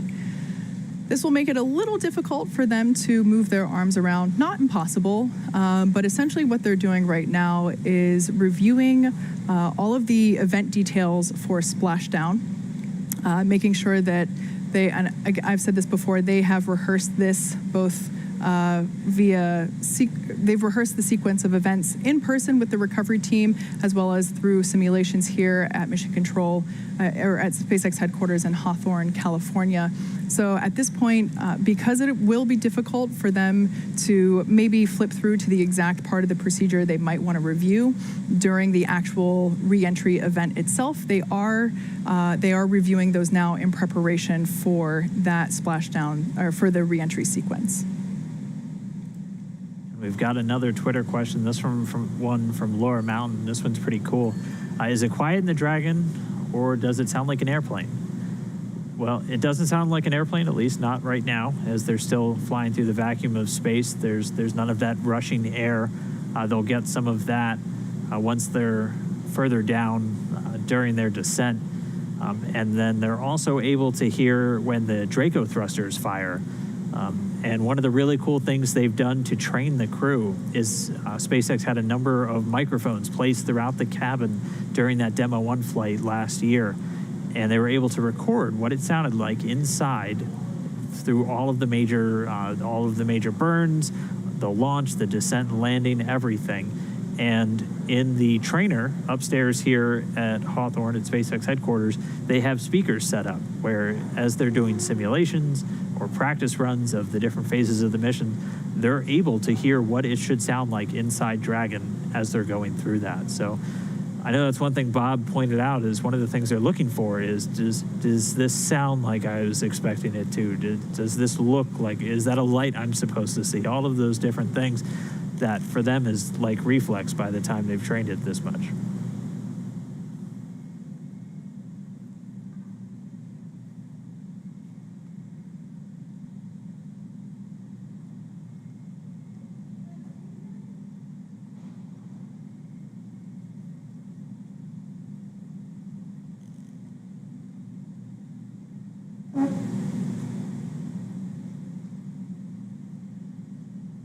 Well, at this moment, we are less than 10 minutes away from this sequence starting. We are just about 9 minutes away, in fact.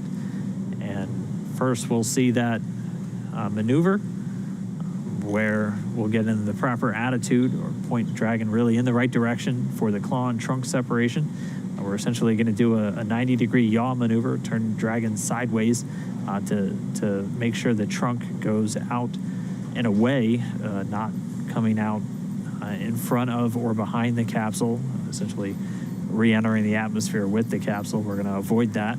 And then Dragon will position itself for the deorbit burn. It's going to point those forward bulkhead thrusters into the direction that it's currently traveling. This is called a retrograde maneuver, and this is done specifically to, we're going to slow the capsule down, but more than anything, we're changing the perigee or the lowest point of the capsule's orbit. Again, essentially putting it up on an intersection point with that spot in the Gulf where we're coming home.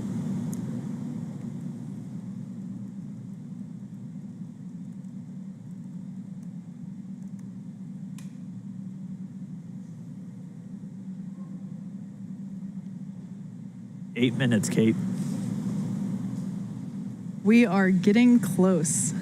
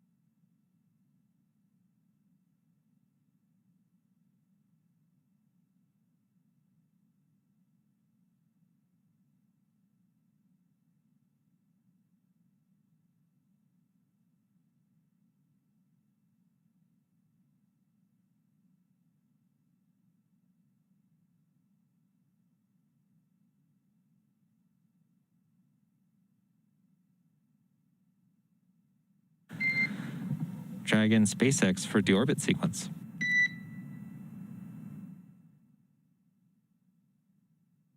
Go ahead. All right, Doug, we are 5 minutes out from deorbit sequence start. In addition, just wanted to inform you we are expecting some RADI-COM during claw and trunk SEP due to vehicle orientation.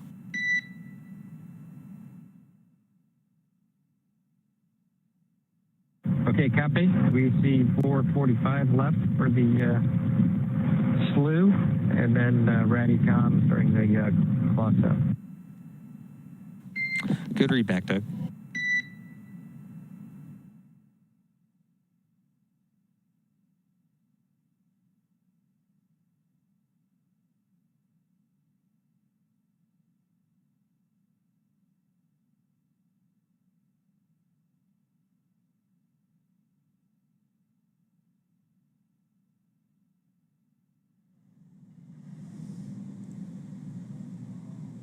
Kate, we are almost 4 minutes away from this starting. Yeah, we just heard the call out there, confirmation from SpaceX Core down here at Mission Control to Crew Dragon that we now under 5, but at the time of the call, 5 minutes away from deorbit sequence start. So like we've been mentioning before, that deorbit sequence will involve separating from the trunk and performing the deorbit burn. As you may have noticed on your the ground tracking map that we've been showing you before, Bob and Doug were in their last orbit around Earth.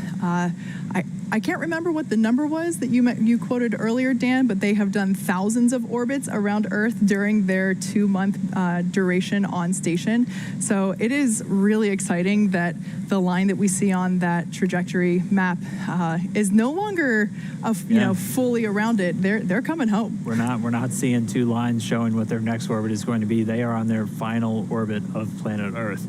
And this is their 1,024th orbit around our planet since they launched back in May of earlier this year. So we're counting down. We're under 3 minutes away from that first maneuver, and that's going to be a slew, as you heard Doug radio down.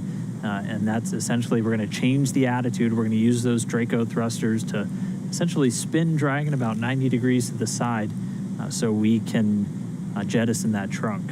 And that'll be done in 2 stages. We'll do the claw separation and then the trunk separation. 2 minutes, 32 seconds, and counting. This is where things really pick up. This is where we really commit to coming home. And this is where we're in kind of the final stages of Bob and Doug's trip in outer space. Pretty soon we'll be seeing them in the Gulf of Mexico. Yeah, well, they are staying comfortable and continuing to monitor data and telemetry in the vehicle. Dragon is actually doing a couple of things itself to prepare for this deorbit sequence. Again, it's doing these things autonomously. It's isolating the thermal control system loops from the radiator.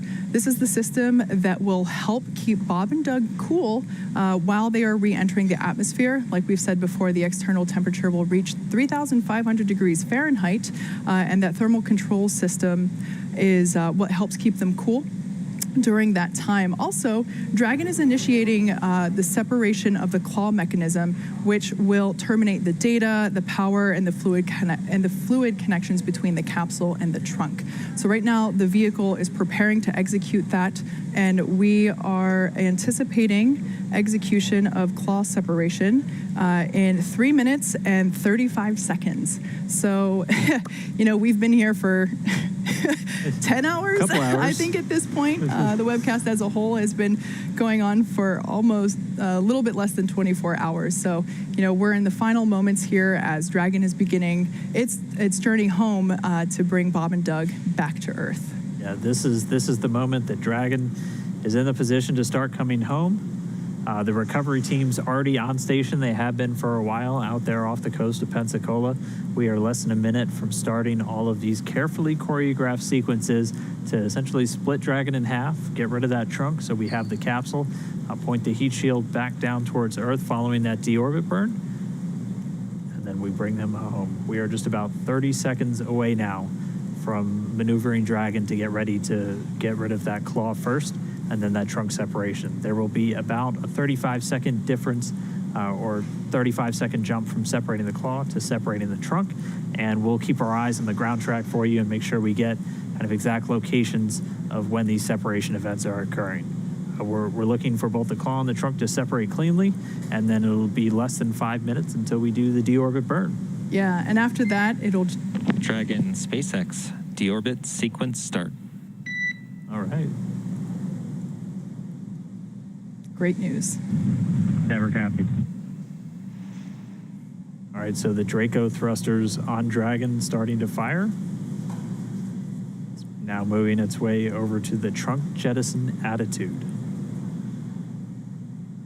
We should be about 2 minutes away from the claw separation.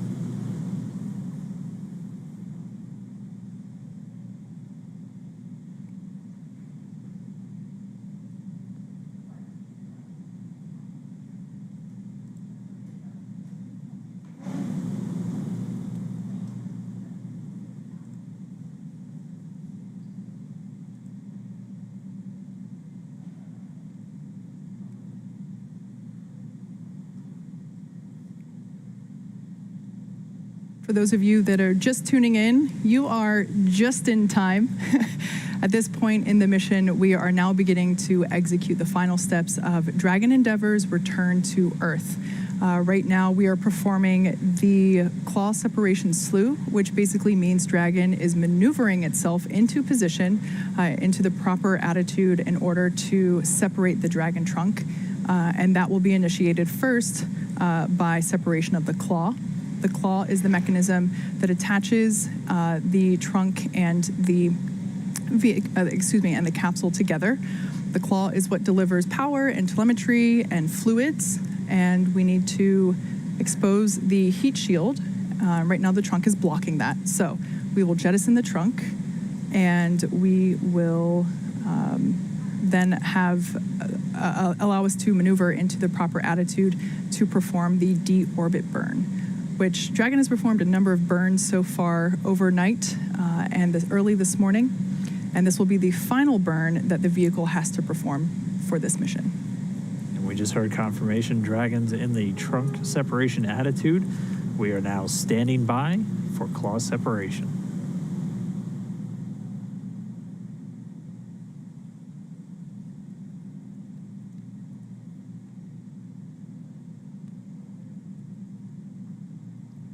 And we just heard confirmation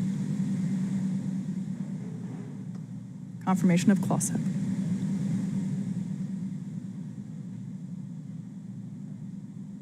And with the claw separated, we're now standing by for the trunk separation in less than 30 seconds.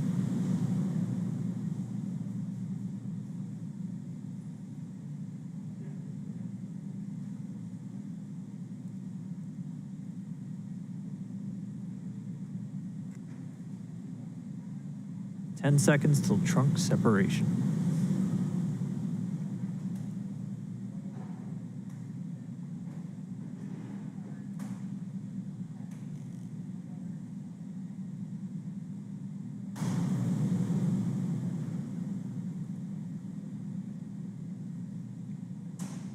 And we just heard confirmation of trunk separation.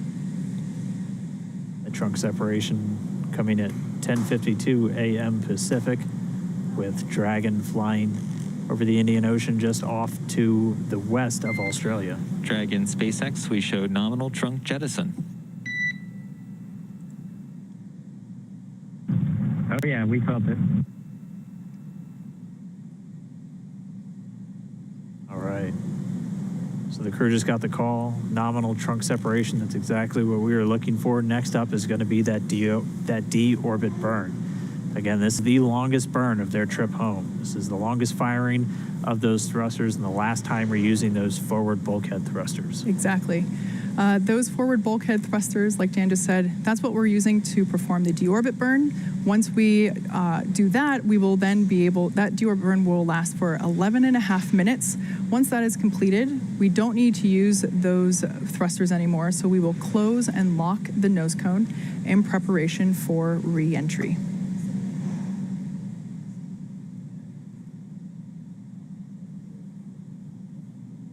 So we're a little under 3.5 minutes from the start of the deorbit burn.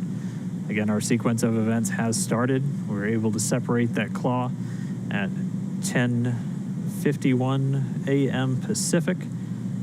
That's 17:51 GMT or Universal Time. And then at 10:52, just a minute later, the trunk separating while Dragon was flying just off to the west of Australia. So claw separated, trunk separated. Next up, deorbit burn. Yeah, right now, Dragon is running exclusively on battery power now that the trunk is separated. Also, right now, telemetry is looking really good for the vehicle. The nitrox system is primed for cabin and suit cooling, and the heat shield is exposed and ready for atmospheric re-entry. Like I said before, that nitrox system, which is essentially the air that we breathe every day down here on Earth, nitrogen-oxygen combination, a mixture. It's the same stuff that they put in your scuba tank if you are a scuba diver. The nitrox system is used to cool the cabin and the suit to keep the crew comfortable during the re-entry phase. They will actually have cold air flowing through their suits themselves, as well as through the cabin itself. So a two-pronged approach to maintaining a comfortable temperature there inside the capsule. Like we said, the next event that we have coming up will be the deorbit burn, which we're expecting that to commence in 1 minute and 40 seconds.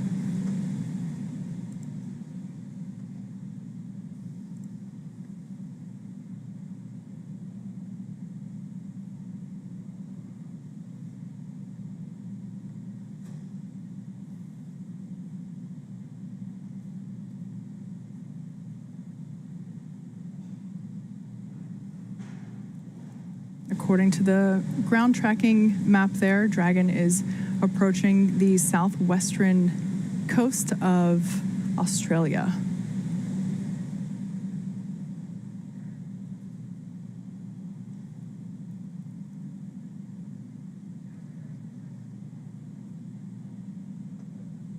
And we are less than a... We're excited. Jinx. We are inside a minute to deorbit burn. Again, one more time, this is the long one. This is expected to last 11 minutes, 22 seconds. This is that burn that commits the Dragon to re-enter in the Earth's atmosphere. And you can get kind of a sense of just how far they're going to go. By the time they fire this burn, they're just going to be off to the southwest of Australia. And this is going to realign their orbit to intersect with that point off the coast of Pensacola where they're going to be splashing down. Yeah, this is the moment where Dragon is fully committed to the re-entry point. Again, we are aiming for just off the coast of Pensacola, Florida. Our recovery ship Go Navigator is ready and waiting to begin the recovery process right after splashdown occurs.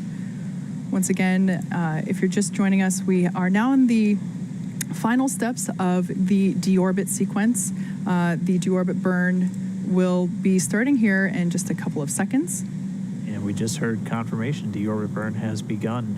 That coming at 10:56 a.m. Pacific. Again, while the Dragon spacecraft just off the southwestern coast of Australia.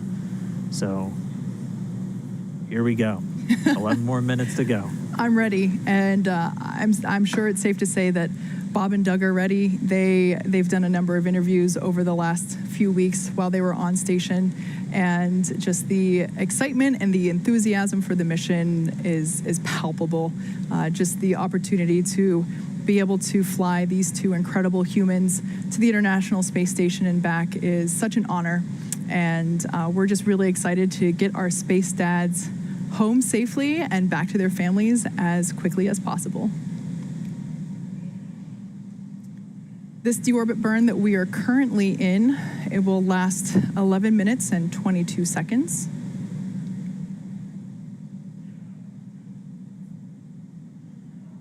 Already a little more than a minute 10 in counting, so we have about 10 minutes to go.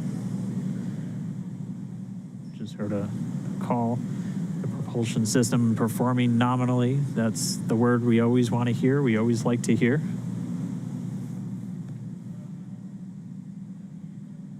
Just under 10 minutes to go left in this burn. And all within the last 10 minutes, Again, it seemed like we had slow progressive events all morning, and then boom, within the last 10 minutes, we had a couple of things happening.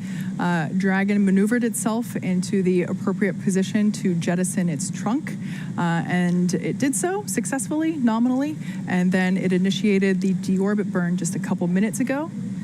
Like I mentioned earlier, this deorbit burn is the last time those 4 forward Draco thrusters will fire. Forward kind of meaning at the top of the capsule. Dragon Endeavour has not yet entered Earth's atmosphere, but this deorbit burn is what will line the vehicle up and put it on its final trajectory to the landing site in the Gulf of Mexico. Right now, although we can't see it at the moment, Bob and Doug are using their screens to keep tabs on the burn duration, Draco thruster firings, and trajectory details such as entry angle, capsule perigee, and how much distance is remaining until that deorbit burn terminates. So Dragon is flying itself, so all they really have to do is stay strapped in their seats and keep tabs on things.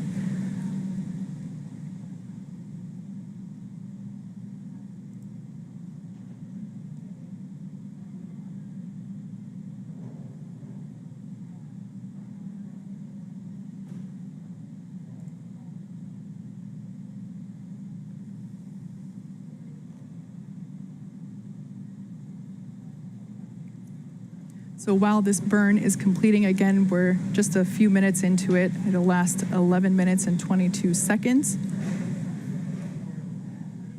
We have a couple more events coming up afterward in, let me check my timeline here real quick. In just under 44 minutes, we will have the initial parachute deployment. So that is essentially when we will be deploying the drogue parachutes, the small parachutes that are designed to further slow down the capsule as it is re-entering the atmosphere, as well as stabilizing it. And then a minute after that, we will deploy the drogue parachutes, and that is targeted for 11:44 a.m. Pacific, 18:44 Universal. And then just a couple minutes after that, we will have Splashdown. So again, that's all in just under 44 minutes. Right now, we are performing the deorbit burn. We've got a little over 7 minutes left in this burn. And the only performance call we've gotten so far is everything's still looking good with the propulsion system on Dragon. Once this burn completes, we will have kind of a couple minutes, about 3 minutes to catch our breath before things pick right back up and we get the nose cone closed. And then there'll be a bit more of a gap, and at that point, they will maneuver Dragon to its entry attitude, essentially heat shield pointed down and into the line, and that heat shield protecting them from the heat of re-entry. Temperatures getting up to about 3,500 degrees on the Dragon spacecraft. But everything looking good. We're about 5 minutes into this deorbit burn. Again, it started right at 10:56 a.m. Pacific time, 1756 GMT. Dragon was flying about 260 statute miles just off the southwestern coast of Australia.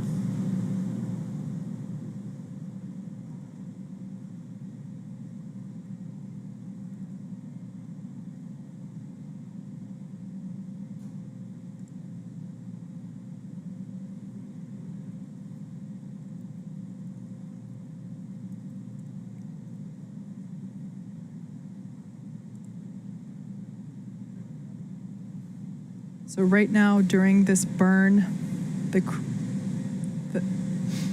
we just heard a call that we're halfway through the burn and everything is looking great, everything performing nominally. During this burn right now, Bob and Doug are currently monitoring the deorbit tool, which, like I said earlier, captures things like the perigee, the reentry interface, how much distance remains before the burn itself is terminated. They're also monitoring the burn duration and the firing of those Draco thrusters located there at on the forward bulkhead of the capsule. There on your screen, you actually can see what Bob and Doug are seeing right now.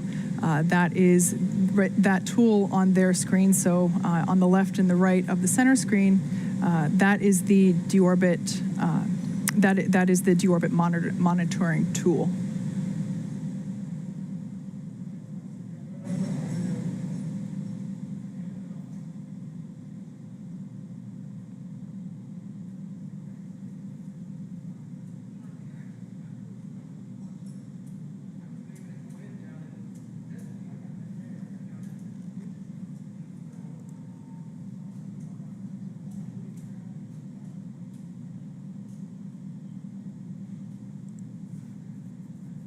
Just past 7 minutes into the burn, a little over 4 minutes remaining.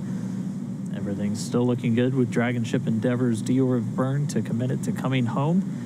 Everything continuing to be on track for our splashdown. Again, our splashdown time right at 11:48 and 24 seconds Pacific was the calculated time.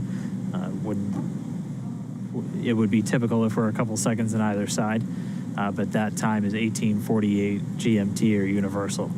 But we're already through several of the really major steps to initiate this re-entry. The claw is separated, the trunk is gone, the deorbit burn has begun, and we're more than halfway through, just a little under 3.5 minutes remaining.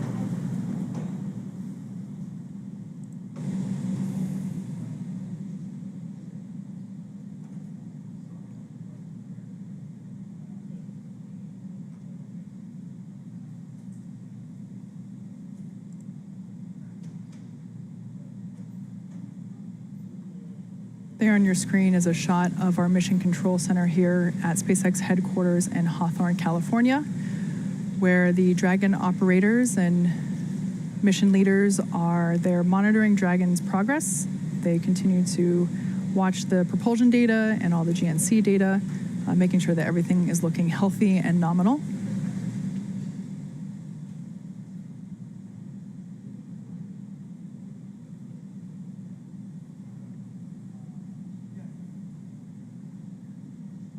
We're just about 2 minutes, 30 seconds until the end of this burn.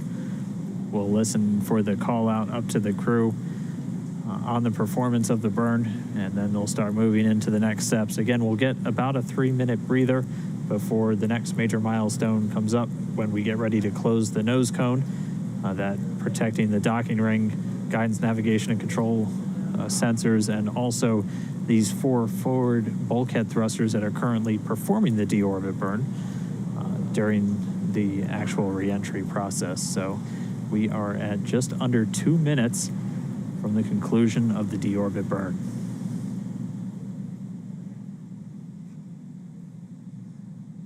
Again, Dragon is committed to its splashdown point. There is no going back. Yeah, we already have the recovery team ready and on standby. They've been there for quite some time now. Here, and we have about 90 seconds left in the burn. Weather looking great at the splashdown site off Pensacola. Winds just around 2.5 miles per hour. Sea being described as like glass by the Corps here in Hawthorne, radioing up to the crew. Ended up getting fantastic weather for this first crewed splashdown of Dragon. We are 1 minute away from the end of deorbit burn. Again, this burn is placing Dragon on its final trajectory to the landing site off of the coast of Pensacola, Florida. That is in the Gulf of Mexico. And our recovery vessel, Go Navigator, and the recovery team are ready and waiting to see Bob and Doug come back through the atmosphere.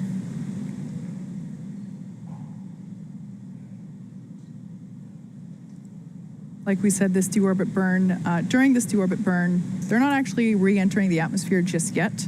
That won't happen for about another half hour or so. This is essentially just lining up Dragon on the right course to that splashdown site. Yeah, still in an altitude of about 254 statute miles over planet Earth. We are coming up on 10 seconds from the end of the burn, so we'll stand by and wait for the call out to the crew on the burn performance.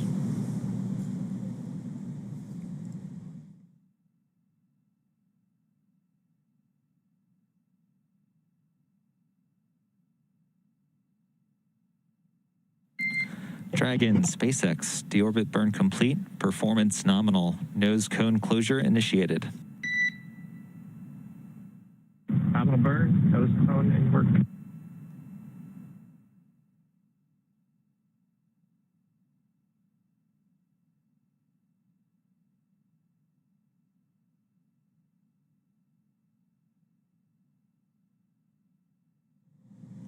All right.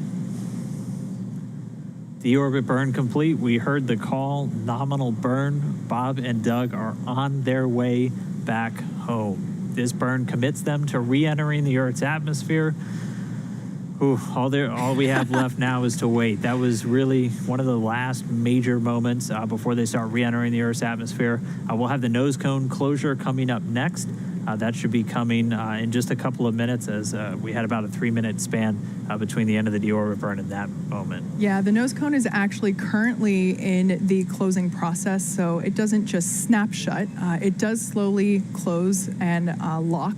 So right now, that nose cone is in the process of moving back into the closed position, and we will hear the call out for whenever it has fully closed and whenever the latches have secured.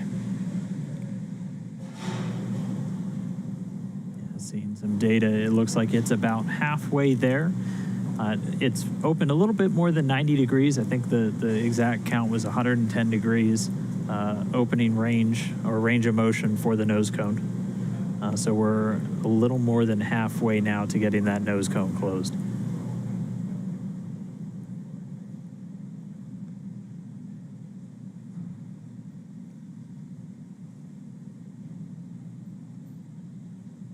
So I have just heard that we have a visual on nose cone closure. So it'll take a minute for the hooks to close in. They close in a series. So the first series will close and then the second will follow, and that'll take about a minute to complete.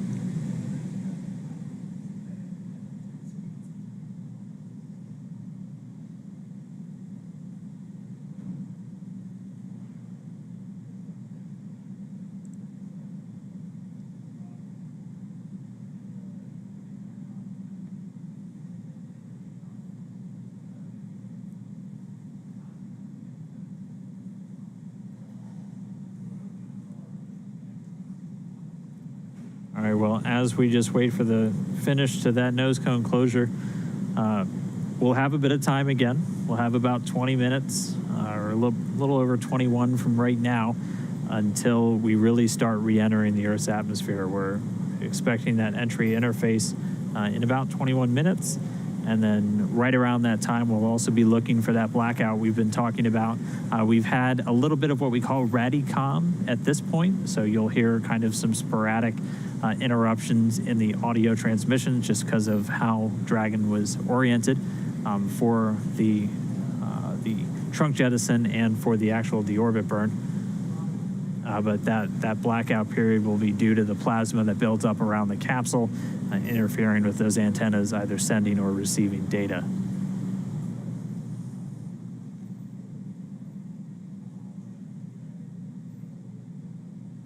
So I've heard the call out that the first set of hooks for nose cone closure are in motion. So this will complete in 2 sets. The first set is now in motion. So really good news to hear that. Everything looking good so far. Like I mentioned before, in the background, Dragon has inhibited the forward bulkhead Draco thrusters that we just used to complete that deorbit burn. This is to ensure that it's safe to latch that nose cone shut for reentry. Also, the vehicle has initiated the nitrox purge. Nitrox is simply a mixture of nitrogen and oxygen. It's what we breathe. And the nitrox that is being purged into the system is cooled, so allowing that cool air to circulate around the cabin, but also inside of Bob and Doug's suits will help to keep them cool and comfortable during re-entry, which will be coming up in about 20 minutes. We're currently tracking 23 minutes and 20 seconds until entry begins.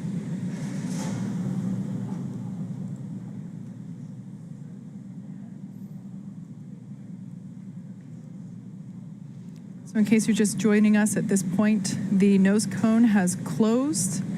The forward thrusters have been disabled, and we are latching the nose cone.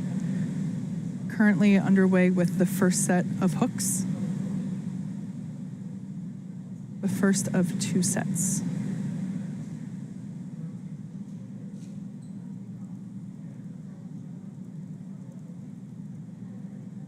And we just had confirmation that the first set of hooks is closed, so now the second set will begin to close as well.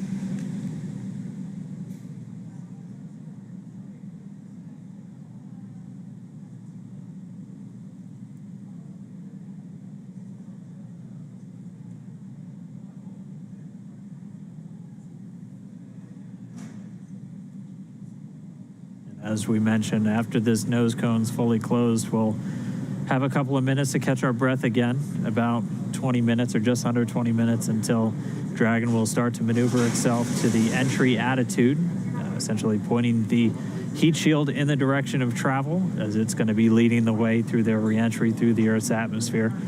We'll look to run into that communications blackout at about 36 minutes after the hour, expecting that to last for about 6 minutes, and then we'll get that back shortly before we deploy the drogue parachutes, followed just less than a minute later by the main parachutes, and by that point hopefully we should have some views of Dragon re-entering the Earth's atmosphere and parachuting to a splashdown in the Gulf.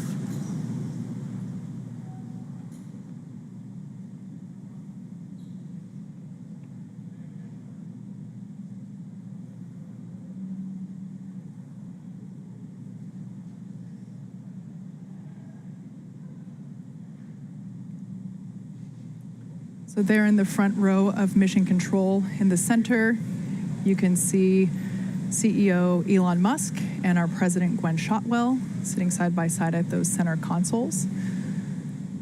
In addition to those two, the room is filled with Dragon operators and mission leaders who are continuing to monitor the health and telemetry of the crew and the capsule. Right now, nose cone closure is underway. The first of 2 sets of hook latching has completed. And we just heard a call out that the SpaceX nose cone is secure for entry. Copy, we see it on board. All right, great confirmation there. Back and forth from Mission Control here to Bob and Doug up in Dragon Endeavour.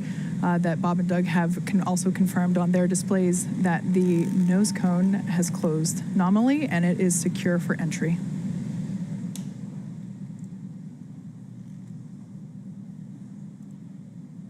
So that nose cone close completion. A lot of tongue twisters with this right now. Coming with Dragon still flying over the South Pacific.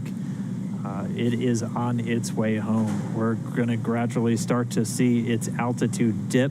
Right now, already only 207 miles over the Earth's surface. It was at about 260 miles when it was still over on the other side of the Pacific Ocean off the southwestern coast of Australia when it fired its engines for that deorbit burn. So its altitude going to continue to drop. Once it gets to about 100 kilometers in altitude, or about 62 miles, it's going to begin what's known as entry interface. And that's when it really begins to start to feel the effects of the Earth's atmosphere. Will once again be experiencing lift and drag as it's no longer in that near vacuum environment in low Earth orbit.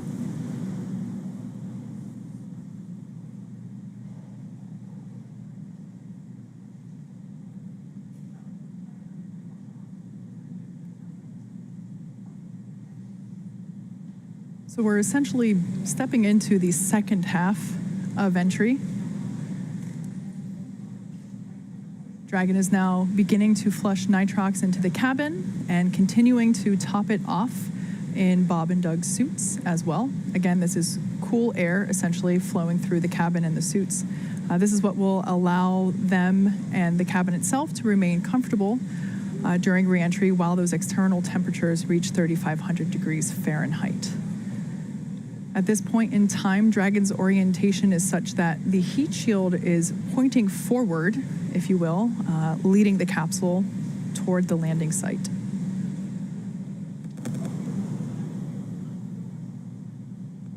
If you've been following along over the last couple days, you know that weather has been a big ticket item for us. The recovery team has been busy over the last week working to determine the selection of a landing site in order to increase the options for space station departures, the team identified a total of 7 possible splashdown locations. In order to meet NASA's timeline requirements for crew recovery, these potential splashdown locations have to be close to a port, and they have to be close to medical facilities. So with all of that in mind, you add the ever-evolving weather conditions of Florida, but also that tropical storm Isaiah that was moving through. And it's easy to see how determining that landing site is quite a complex process. Since Dragon is capable of splashdown on either side of the Florida Panhandle, we in fact have 2 identical and fully equipped recovery vessels ready to support. One in the Gulf of Mexico, which is what we're utilizing today, Go Navigator, and the other located off the east coast of Florida, able to service landing sites in the Atlantic Ocean. That one is Go Searcher. Like I mentioned, today we'll be splashing down in the Gulf of Mexico, just off the coast of Pensacola, Florida. Go Navigator, that recovery ship I just mentioned, is in place and ready and waiting for Bob and Doug. The WB-57 plane, if it hasn't taken off already, I'm sure it will be very soon. It's in the air. Okay, great. That's what will provide our first views of Dragon during re-entry. We'll get a thermal cam off of that airplane, allowing us to see the capsule as it is re-entering the atmosphere. If you were tuned in for our Demo 1 broadcast, it was basically a big ball of light coming at us. We'll also have cameras on board the recovery vessel, so as Dragon gets closer and is deploying those parachutes, we will also be able to have hopefully some really clear footage of that all occurring as well.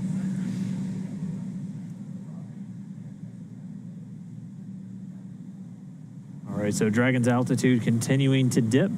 Right now about 174 miles over planet Earth. We're under 11 and a half minutes from where we expect to hit entry interface. So that's where Dragon will really start feeling the effects of being in a denser atmosphere. And then we are still tracking that blackout to come right around that same time. We are under 27 minutes away from splashdown. So we are under 27 minutes away from Bob and Doug being on planet Earth for the first time since May 30th. To kind of put everything in perspective, the Dragon capsule departed from the International Space Station several hours ago, but according to what Dan just said, it's essentially halfway home just based on altitude alone. So the International Space Station is about 250 miles above Earth's surface. I think right now it's between 250 and 300. I think right now it's about 263 miles above Earth's surface. So based on that telemetry that Dan just read off, is from an altitude standpoint, Dragon is halfway home, and yet that second half is going to be covered in the next 27-ish minutes while we wait for splashdown and recovery, versus the several hours that we've been covering since yesterday. Yeah,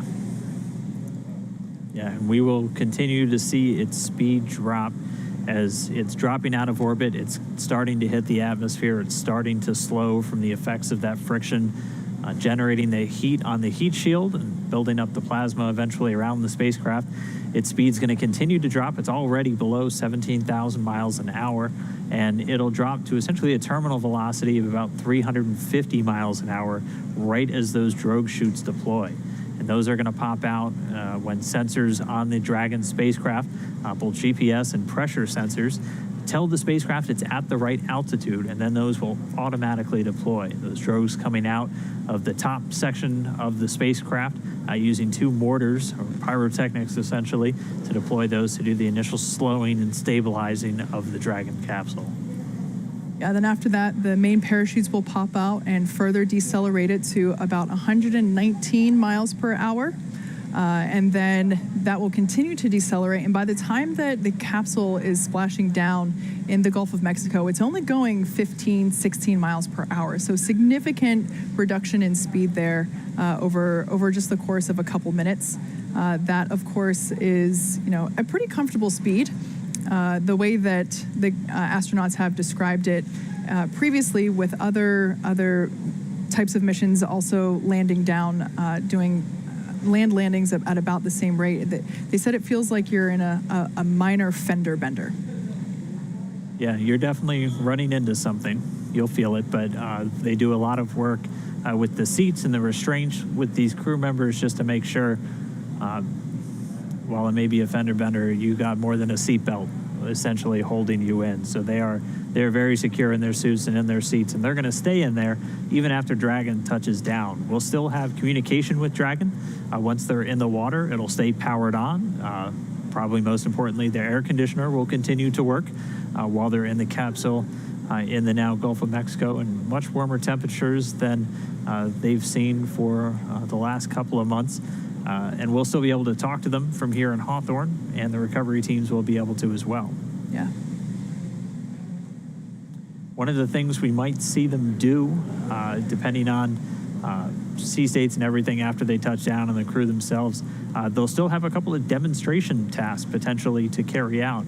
They have a satellite phone inside of the capsule that has its own satellite antenna integrated into Dragon, and they're able to use that independent of Dragon's communication system. So one thing we might hear them do is do a test call on that to the teams here in Hawthorne. We wouldn't be able to hear the call, but you would hear the go to do it over the Dragon to ground audio that we've been listening to this entire time. So still have a couple of demonstration steps, essentially, as, again, this is a test flight. This is the flight to really prove out Dragon systems, to bring crew members from Kennedy Space Center to the space station and return them safely to Earth. And so far, we have had a flawless ride downhill. We've completed the deorbit burn. Dragon is continuing to drop down. It's right now at about 132 miles over the Pacific Ocean. Pretty soon we're going to see its ground track cross over Central America, out over the Gulf, culminating in that splashdown in the Gulf just off the coast of Pensacola.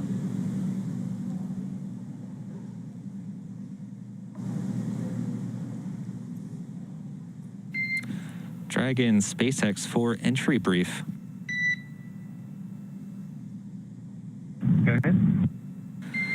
Okay, Doug, we have no update to timing because the burn went great and your vehicle is still looking really good for entry. No health issues at this time.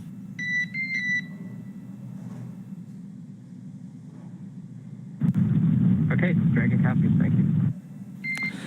In addition, the recovery team is go, and the weather is still great. Winds are about 2 knots and waves about 1 foot. From the ship, they're reporting very calm. How copy? Copy. Good weather at the landing area. Thank you. Okay, and last piece is that we do expect some additional RADI-COM during entry prep 2 due to vehicle attitude. So if you can get us your entry check report a little bit prior to entry prep 2, we'd appreciate it. Copy. We'll go. Okay, thanks, Doug. So there we just had a bit of a briefing between Mission Control and Bob and Doug up in Crew Endeavour, just confirming with them that the deorbit burn was great and that the timing on their pads doesn't need to be updated. We are able to upload new trajectory calculations, including times that remain live depending on how the burn goes. And at this point in time, those don't need to be updated. It is important that they do remain accurate because Bob and Doug, their primary mission right now is to continue to monitor the vehicle status and telemetry and data being presented to them on their touchscreen displays in front of them. And so during the more dynamic events, they certainly want to be aware when things like parachute deploy will be happening and when splashdown is expected. So making sure that the timeline of events, the sequencing is accurate is certainly important in order for them to stay aware and updated of upcoming events. Just another quick position check. Dragon still out over the Central Pacific, down to about 108 miles in altitude. We're expecting that entry interface to come up in the next 4 minutes or so. Again, at that point, Dragon should be at an altitude of right around 62 statute miles, or about 100 kilometers. and that's when it really starts to feel the effects of the atmosphere. It starts to experience the lift and drag and other atmospheric effects it's been free from while flying in the near vacuum of low Earth orbit. So continuing to drop in altitude, still looking for an on-time splashdown. Should just be about 19 minutes from now.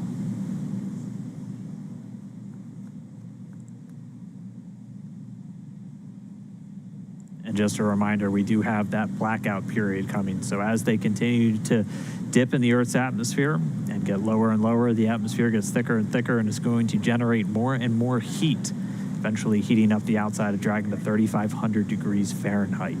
And as it hits that peak heating, it'll also be forming a plasma around the spacecraft. So we do expect to lose comm for about 6 minutes. SpaceX Dragon crew entry preps are complete. SpaceX copies. Entry prep complete. Thank you. The call from Spacecraft Commander Doug Hurley. Entry preps are complete. So they are on board. They are monitoring. They are ready to come home. Yeah, and as of right now, entry prep should have also included final configuration of their flight suits. So we had a question from our social media earlier if the visors will be up or down. Those visors should be down at this point as part of that entry prep check.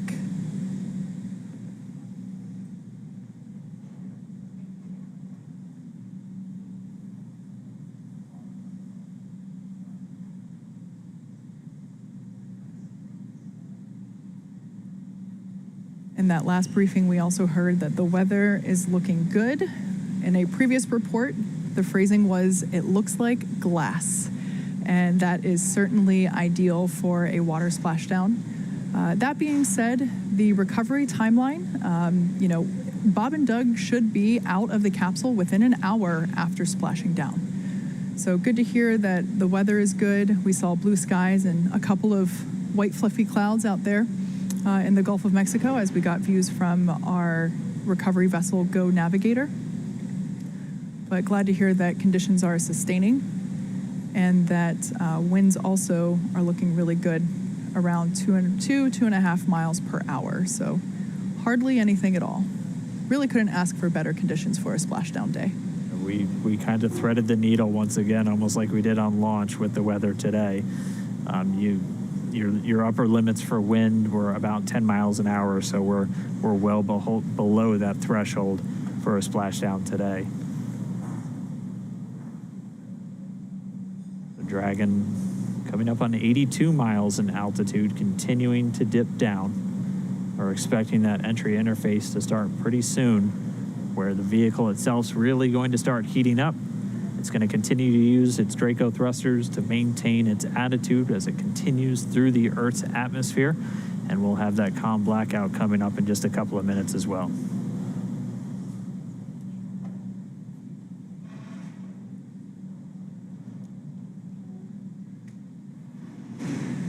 Just heard the cabin purge has started again. This is when they're going to flush the cabin of Dragon with cooled air. They're also going to do a suit purge, running cooled nitrox through the suits for Bob and Doug just to keep things at a comfortable temperature for them as the capsule goes through the re-entry and starts to heat up.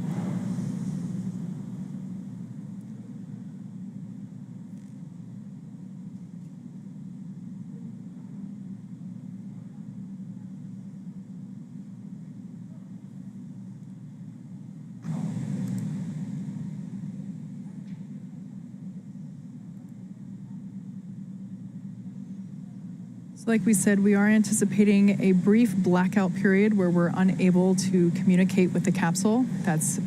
We're expecting that to start in exactly 3 minutes.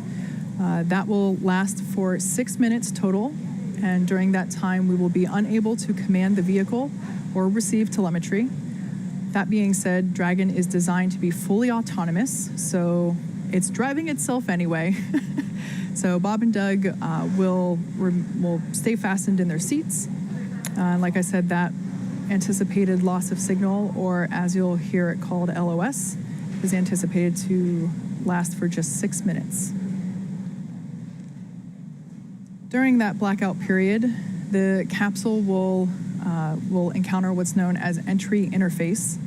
This is when the capsule is now really in the Earth's atmosphere and beginning to be subject to aerodynamic forces. This is also when a lot of that friction will begin to build up and raise the external temperatures. Dragon SpaceX, we show 2 minutes until predicted calm blackout. We will see you on the other side at 1842.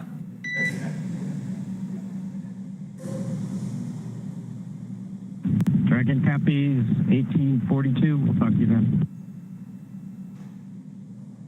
So there's that heads up communication from Mission Control to Dragon Endeavour, confirming that comms blackout.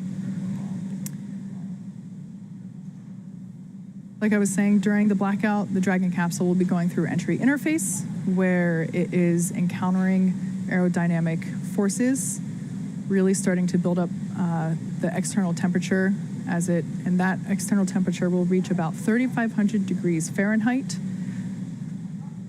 However, the interior of the cabin is environmentally cooled, so Bob and Doug should remain comfortable during their descent. There will be cool air flowing not only through the cabin itself, but also through their suits. The suits have sensors on them that are able to detect the temperature inside that suit, and once that sensor reads that it has reached the maximum temperature threshold, it'll flush the suit with some cool air and really circulate and cool it down.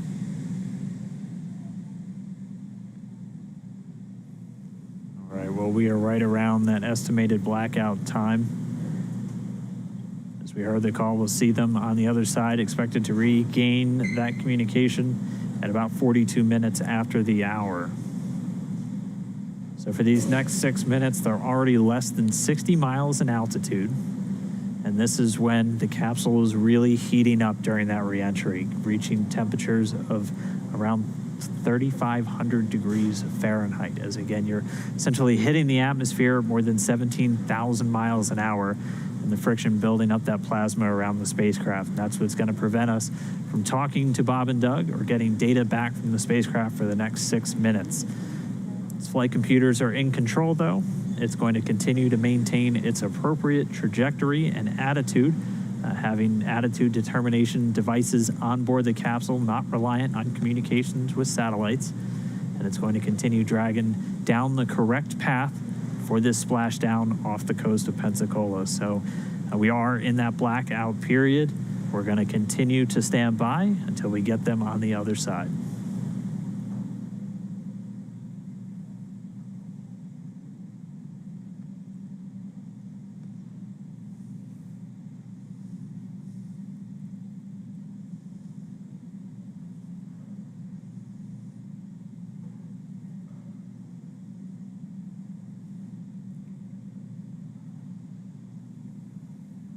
Right, and just about 2 minutes after we get acquisition of signal, AOS, back with Dragon, we're going to be looking for those parachutes, and we should hopefully be getting some views from a couple of our assets out at the landing zone, including our WB-57 high-altitude research plane, which is going to be relying on Dragon's telemetry to actually lock onto it in the sky and give us an infrared view of the capsule during the final stages of reentry. We're going to be looking for the drogue deploys at about 44 minutes after the hour. Those will be 2 drogue chutes that are going to come out when the vehicle is still moving at about 350 miles an hour. And it'll be at an altitude of about 18,000 feet. They'll come out and do some initial slowing and stabilization of the spacecraft.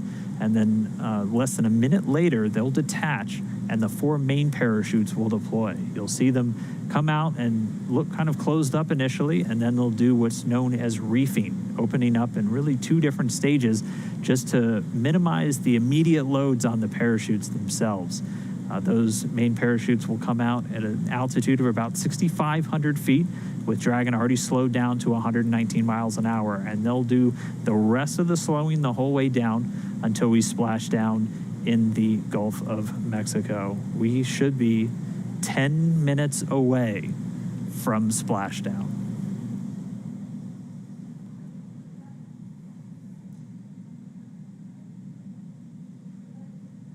So right now we're getting our cameras on the WB-57 airplane, which is in the area, getting those cameras ready to give us our first glimpse. And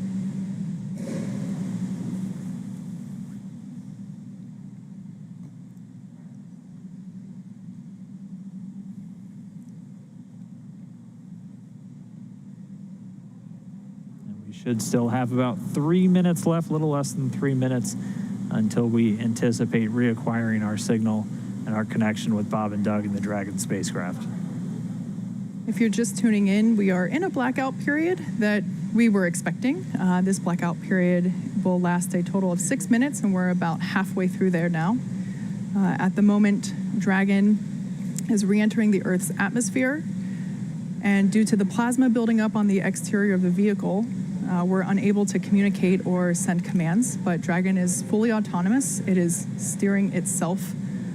And right now, Bob and Doug are flying home.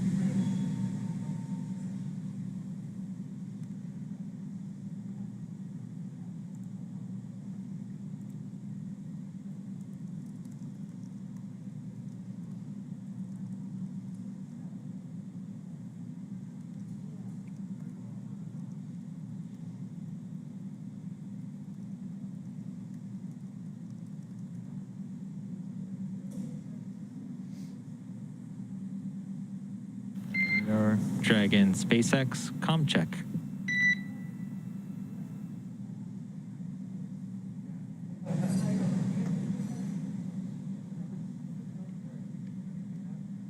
So we're still inside that anticipated blackout window. It does look like we are getting maybe some sporadic data starting to peek through. This is why you heard that communications check with the spacecraft.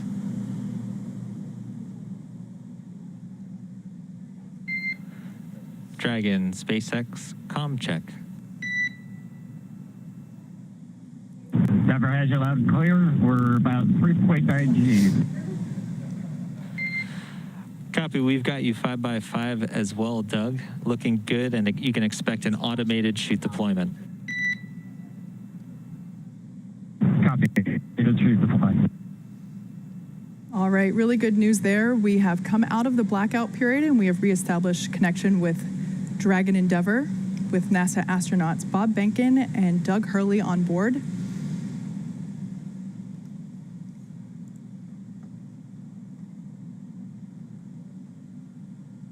We were able to reacquire that communication a little bit earlier than expected, and now we are just waiting. We should just be about 2.5 minutes away from that initial drogue chute deploy. Yeah, 2 minutes and 26 seconds. A GPS has converged. Copy that. You may have heard earlier that Bob and Doug are currently experiencing 3.5 Gs. Not too bad. That's about what they pulled during the ascent phase.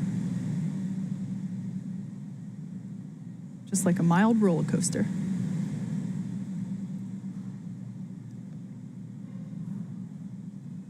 So the vehicle is now over the Gulf of Mexico. It is approaching the landing zone off the coast of Florida near Pensacola. And there we have our first shot. There it is, the first view from the WB-57 airplane. It is dipping in and out a little bit. This is going to be an infrared camera showing us Dragon re-entering. We have that comm back with Bob and Doug. You heard AGPS is converging. Dragon has 3 GPS units that it uses actually in the parachute deployment process as it helps, along with the pressure sensors, really give a solid altitude to the flight computers on when these are supposed to deploy.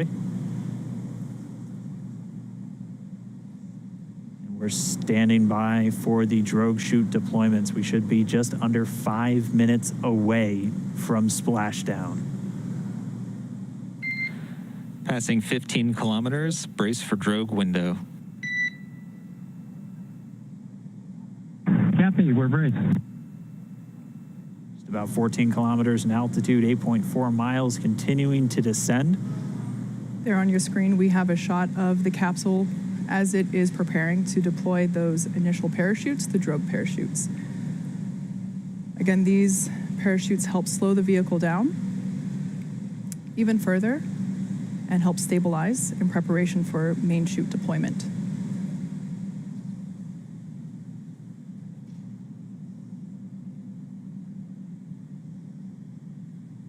Right about now, the capsule is going about 400 miles per hour, decelerating quickly.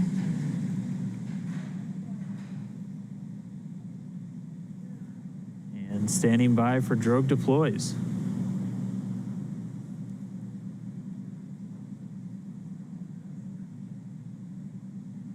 Visual, 2 drogues out. There on your screen, we have visual confirmation of those 2 drogue deployments. Copy, 2 drogue. All right, so 2 of 2, the drogues now out. They're going to do their slowing and stabilizing of the Dragon spacecraft. They should be detaching in just a few moments, and then we'll see 4 parachutes, the main parachutes deployed. Dragon under drogues. Drogue descent rate nominal.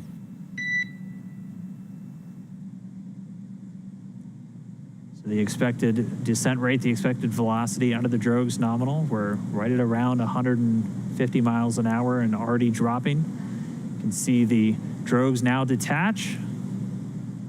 And there we have confirmation of deployment of the 4 main parachutes. We are visual on 4 chutes out. We are visual. 4 main parachutes deployed. Copy, 4 main.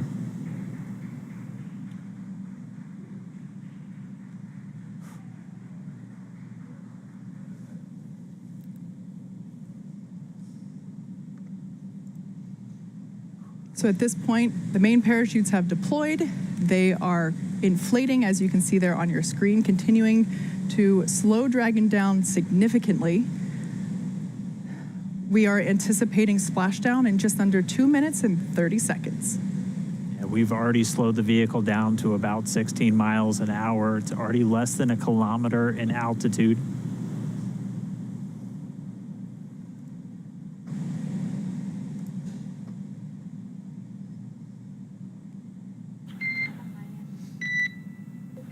Main chute descent rate nominal, passing through 700 meters.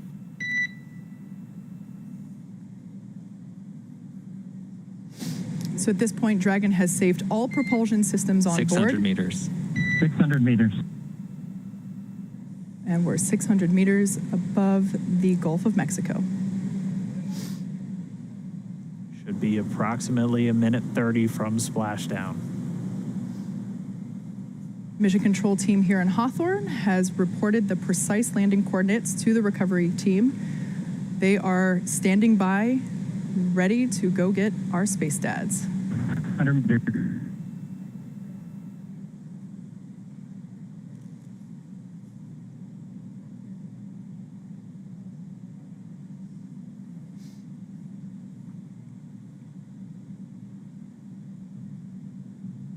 Just passed about 300 meters. 1 minute till splashdown.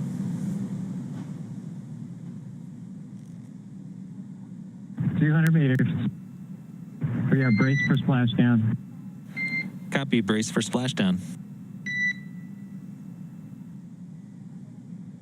So there we heard Bob and Doug reporting that they are bracing for a splashdown. We should be able to see the Gulf of Mexico here in the shot just momentarily, as we're now just about 20 meters off the ocean.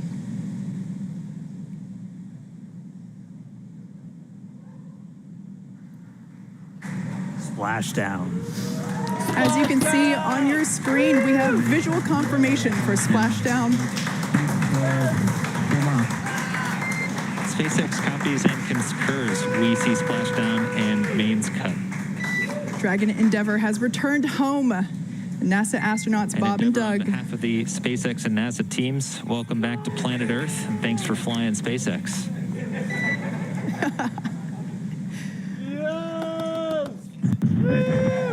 It was truly our honor and privilege to fly in flight of the Crew Dragon and Endeavour. Congrats, everybody at SpaceX. I love it.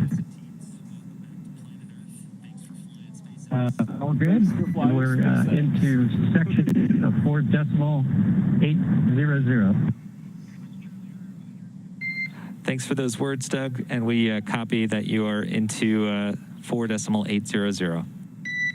So great news all around there. Our space dads are back on Earth after a 19-hour return journey from space.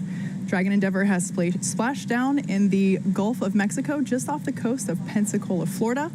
And on your screen there, you can see our two fast boats, and they are indeed fast, racing out to greet Dragon Endeavour as it sits there. The first on there, we can see a view inside the capsule. Bob and Doug looking good.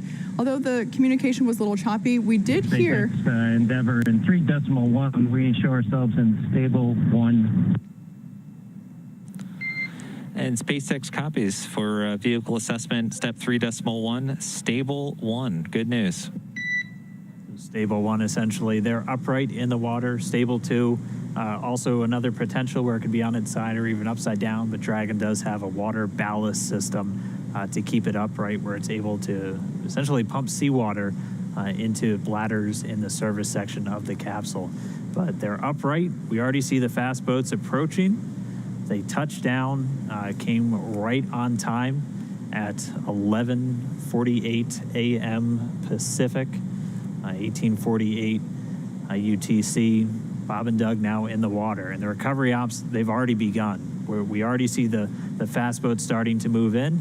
We're still maintaining that good communication back with Bob and Doug and the team here in Hawthorne.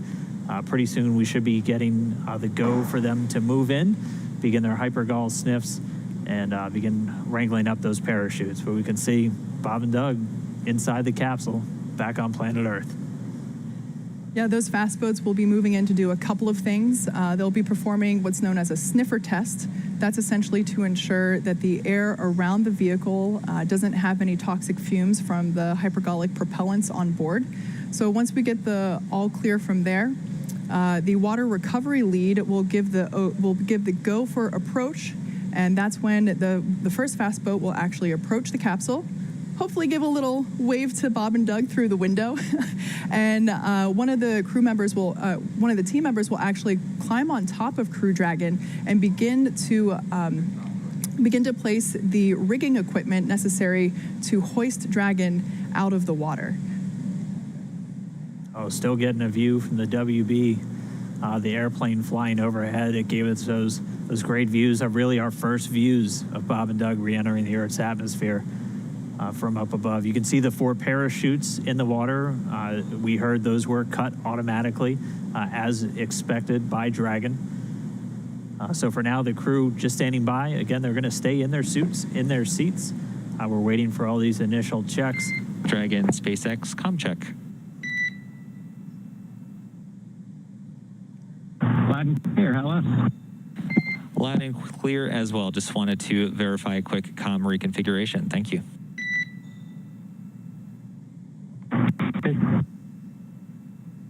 So essentially what just happened there is they reconfigured... And Solo, if you can just relay the status of the fast boats and the recovery as you get them, we would appreciate it.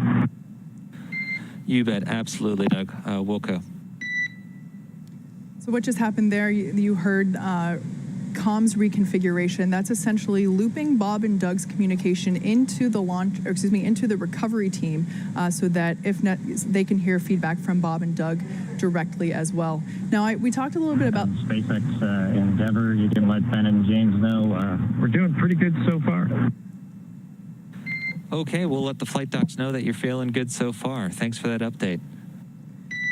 Really good news there to hear that they're feeling good, and they can let the flight surgeons know that all is well inside Dragon Endeavour.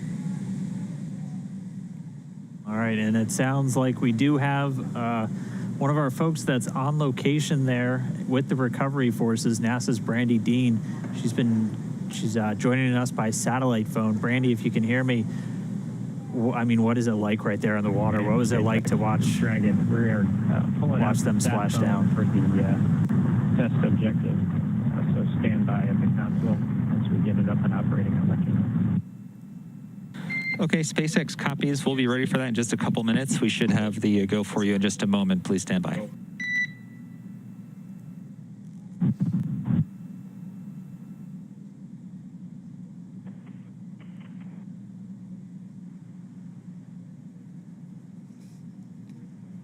I can hear you, but they're good.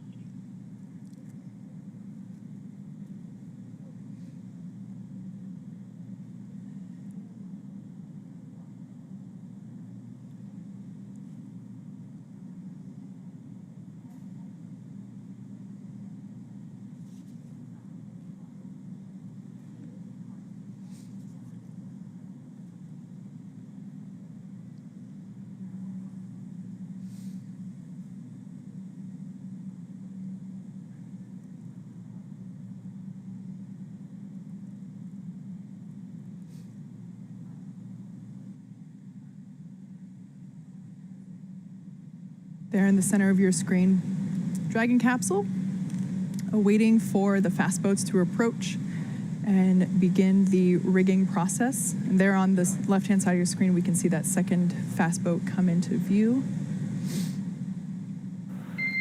Dragon SpaceX, we are go for recovery personnel to approach. Expect personnel alongside in just under a minute.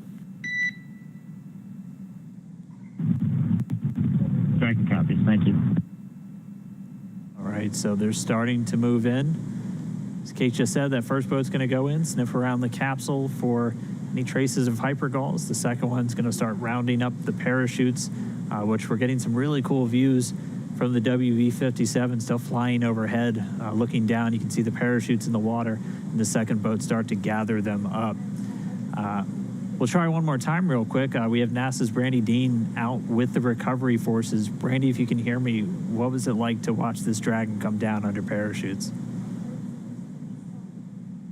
Oh, it was amazing. I wish everybody could have had my view. It was such a beautiful sight. I mean, it's a gorgeous day. The water is calm, really the best weather we could have asked for. And we heard the sonic booms as it made its way back there, and we were able to find it early on as the parachutes were deploying. So it was very exciting for everybody who was gathered here. That's incredible. We actually had some questions from people if you'd be able to hear the sonic boom, and we weren't sure. So I'm really glad you just answered that for us. I mean, we talked so much about the weather. You said it looks great. What was it like on the ride out there? Has it just been kind of clear skies and clear seas the whole way?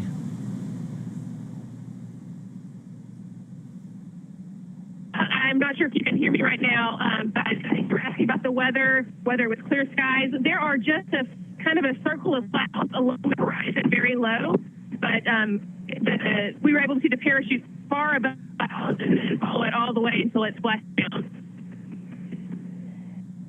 All right, well, we're not getting any views on the boat, so what kind of activity is taking place right now? We're able to see the fast boats approaching the capsule. What's everybody doing on the boat to just kind of get everything ready? The boat's also making its way towards the capsule. I can't see it with my mirror. But we're getting closer. Everybody's been kind of standing by, holding ready positions for quite a while now. So as soon as the splashdown, people that just stand and start working on their own activities. All right, copy that. Well, we're going to keep watching from here. Thanks for calling in, and thanks for being out there with everybody and getting us these great views. It's really incredible. Thanks, Brandy. We hope to get you back in port soon, and we'll talk to you back in Houston.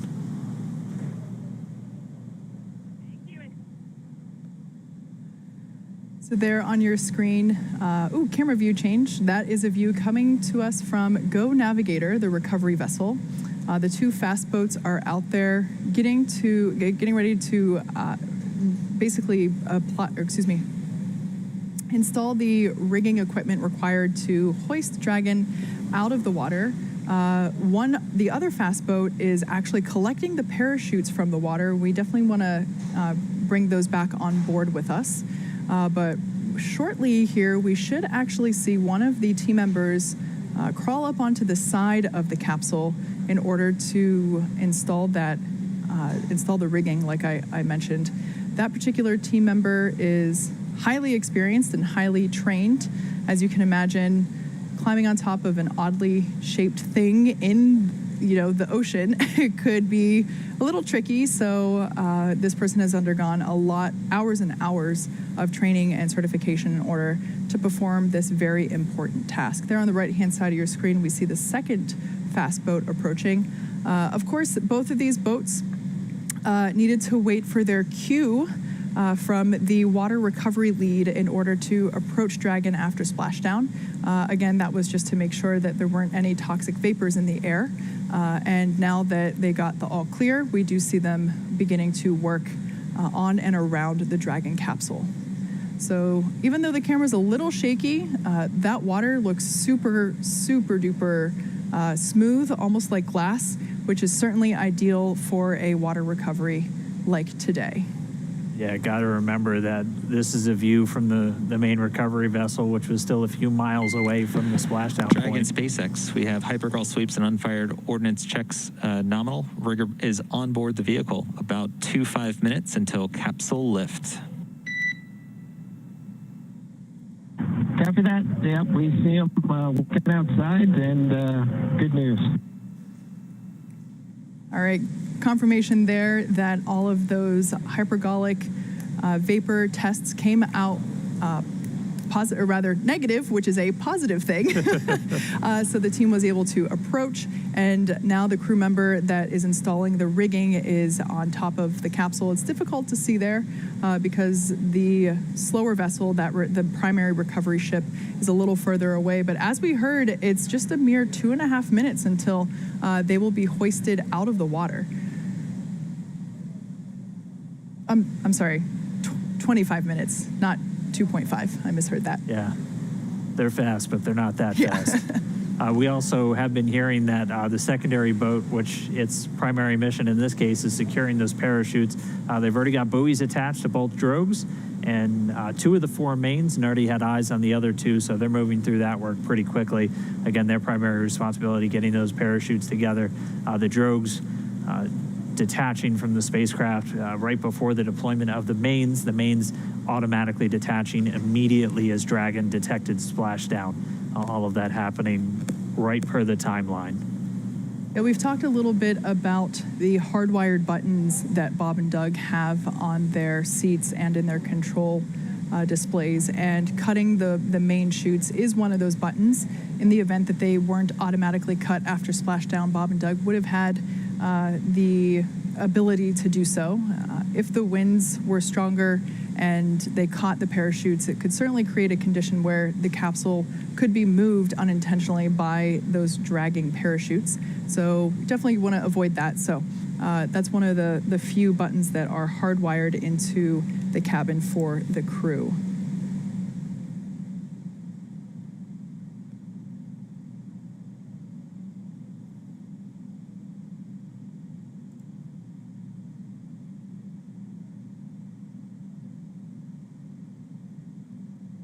And again, right now we're expecting about 20 minutes for the main recovery vessel, the Go Navigator, to reach Dragon.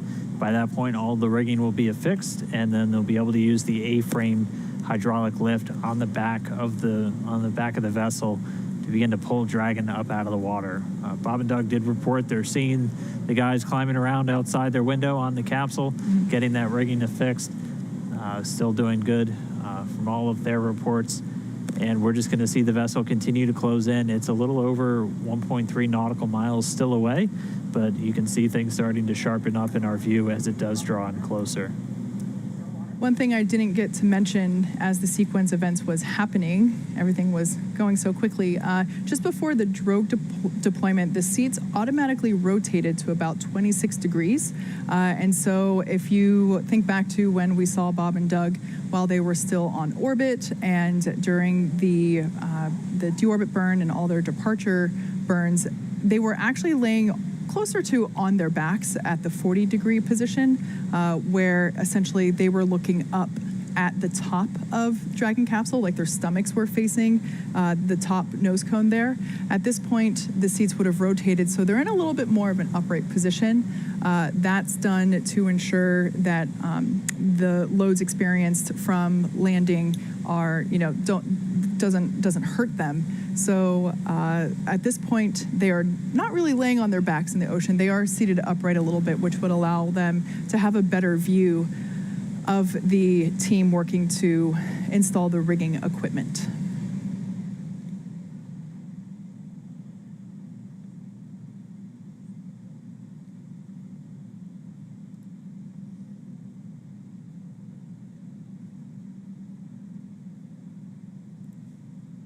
So at this point, we're at about 22 minutes until Dragon will be lifted onto the recovery vessel.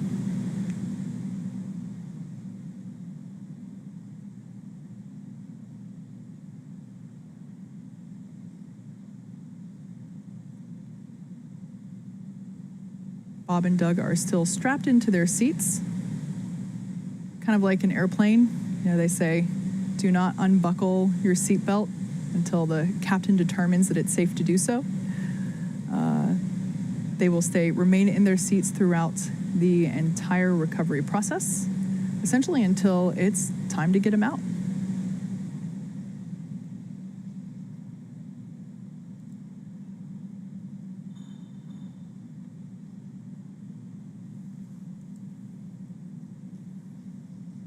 Like I said, we are expecting to lift Dragon onto the Go Navigator recovery ship in about 21 minutes. And then in 28 minutes, we will be opening that hatch and beginning crew egress, also known as exit. And we did hear the rigging is pretty much complete, so right as they arrive there at the capsule, the main recovery vessel will be able to begin getting it up out of the water.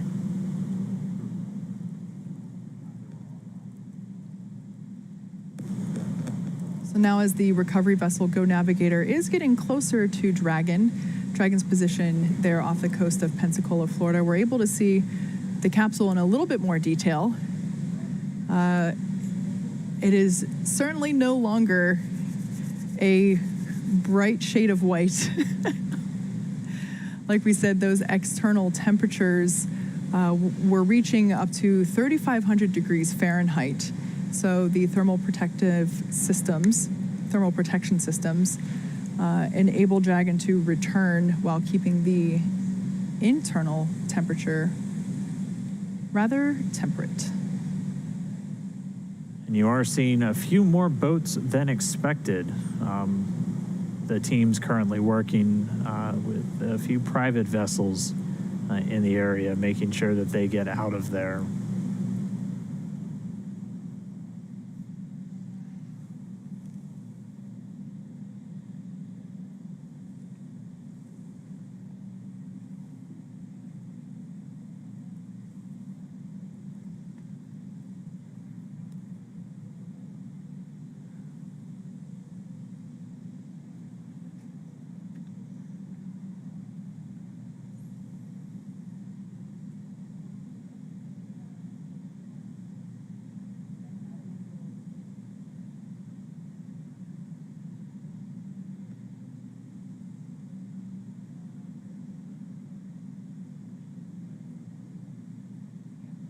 And now we see one of the SpaceX fast boats moving in.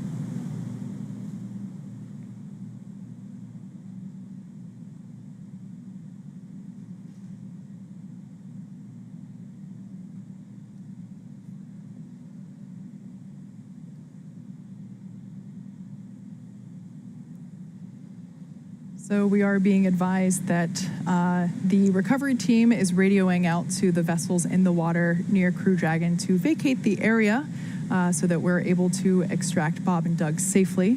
Also for the safety of those folks in the area as well, not just Bob and Doug. Yeah, this is obviously a dynamic operation. One of the first things we do is make sure there aren't essentially poisonous fumes around the capsule, so something like this just really can endanger the whole thing, endanger the crew members and endanger themselves. So the SpaceX team's moving in to try and get them away so they can safely recover the Dragon capsule and get Bob and Doug on deck and safely inside their medical quarters. So we can see them, they're getting a lot closer. We expect about 10 minutes or so until they should be in position. All the rigging has been affixed on the Dragon capsule. And once they arrive, they'll be able to use that hydraulic lift to get Dragon up and out of the water.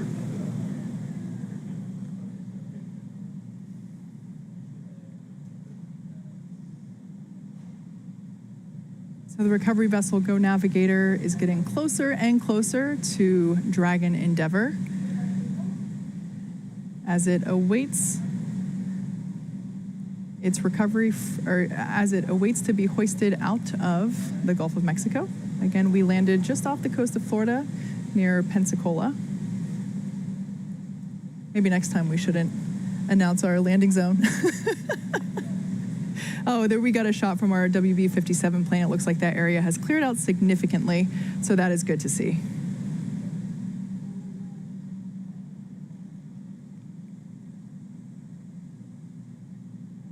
And we're also hearing that all of the parachutes have buoys on them, so also good news as the recovery process continues for SpaceX Demo 2.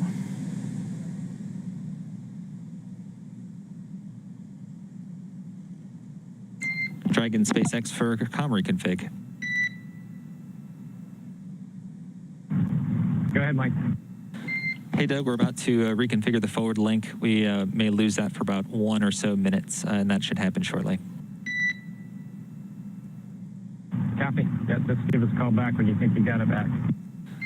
Will do.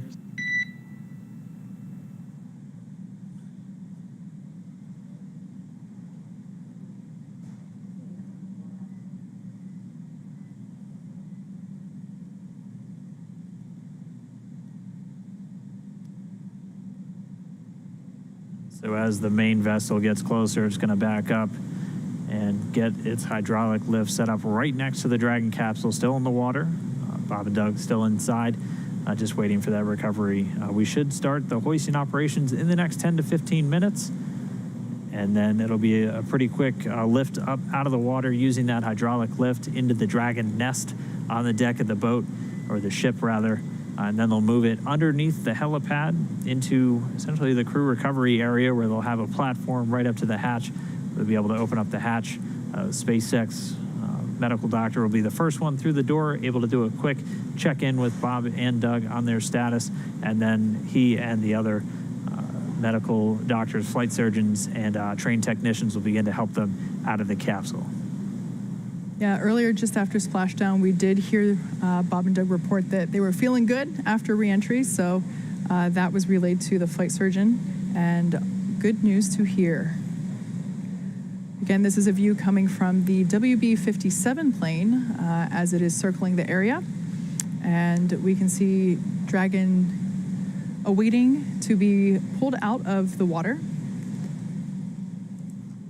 Again, we are anticipating that lift to begin in just under 15 minutes. We're approaching 14 minutes here. And then in 21 minutes, we will have an open hatch. And you can see the main recovery vessel in the top right there. That's the helipad with the big SpaceX X on top. It's now backing up towards the capsule. Certainly not to be confused with one of our landing drone ships.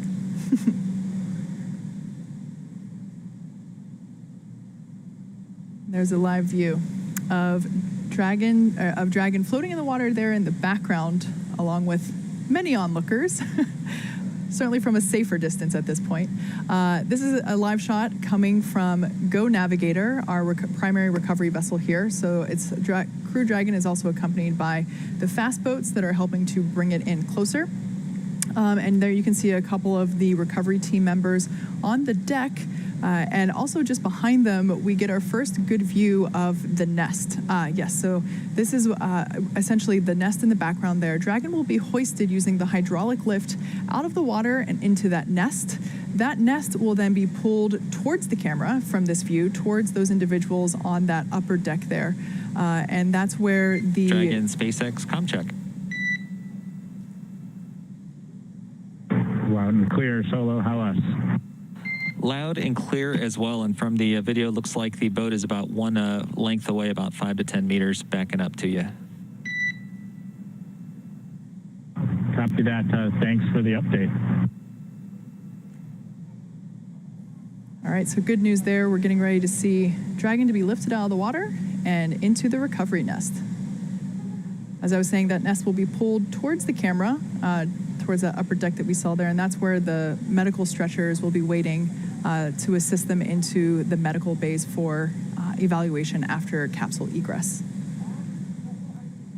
It's already been 25 minutes since they splashed down. It doesn't feel like it. That was definitely the fastest 25 minutes of the day. the timeline we were anticipating was for the lifting operations to start within about 30 minutes, so we're pretty much right on the timeline still. That's been a pretty common thing so far today. You can see them with one of the fast boats getting it positioned to start moving out with the additional rigging to affix to the Dragon capsule, where they're going to use this A-frame to pull it up out of the water. And you can see the Dragon nest at the very bottom. It's that circular object with the A1 right on it. So while this is the first time we are recovering a capsule with crew members on board, the recovery team has been... And Dragon, just letting you know, we got a couple lines connected and rigging is in progress. Copy that, SpaceX. Thank you. All right there. So just updating the crew that they might feel some momentum as a couple of the rigging lines are attached.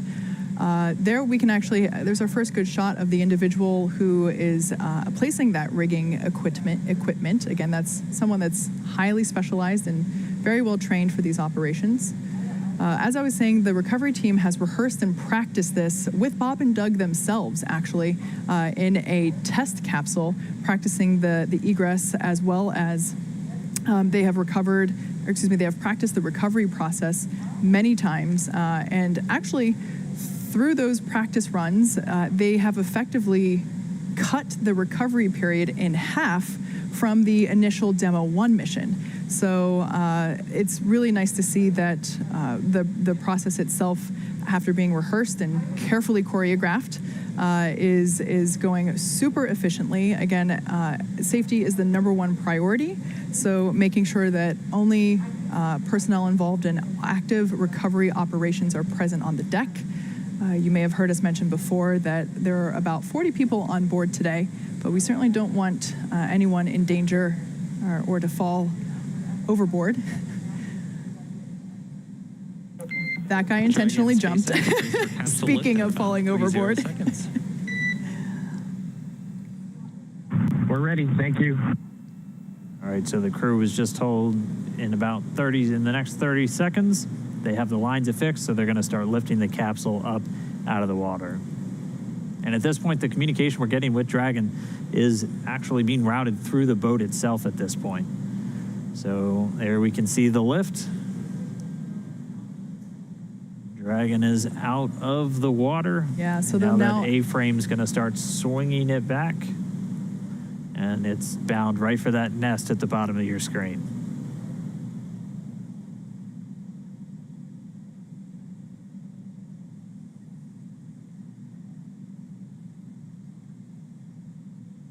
There we're getting a better shot of all the points in which Dragon is tethered to the hydraulic lift, ensuring that it isn't swinging freely.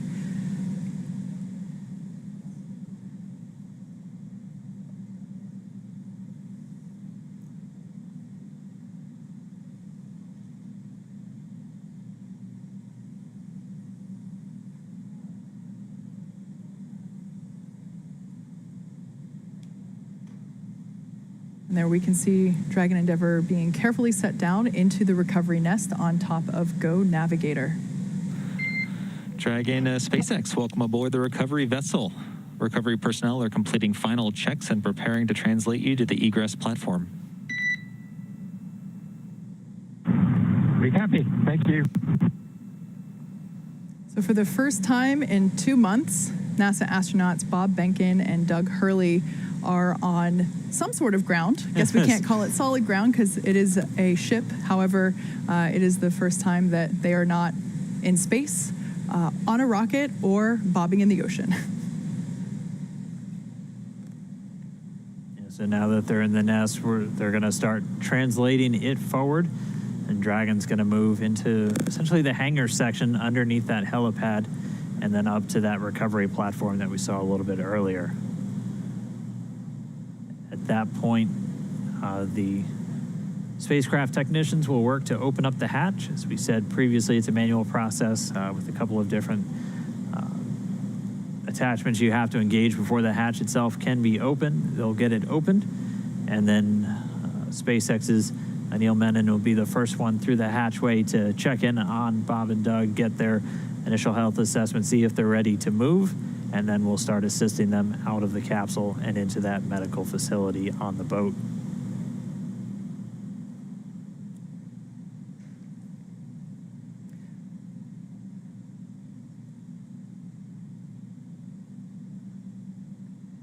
So at this point, the recovery team is doing final securing of the capsule in preparation to actually move the recovery nest into closer to the interior of the ship. It'll actually be in a little bit of a covered deck there. We saw that camera view earlier, looking straight out from the center of the boat.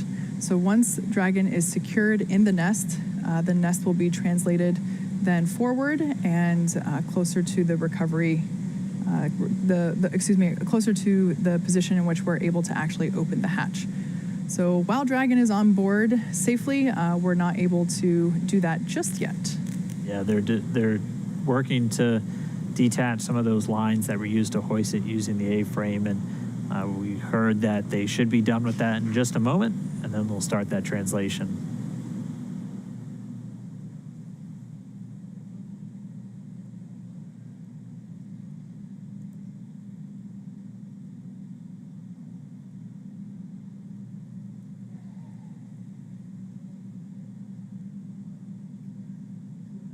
So right now we can see the recovery team releasing those securing lines that were used during the lift of the capsule from the water into the nest. So they are releasing those securing lines from the sides, making sure it is secure from the bottom.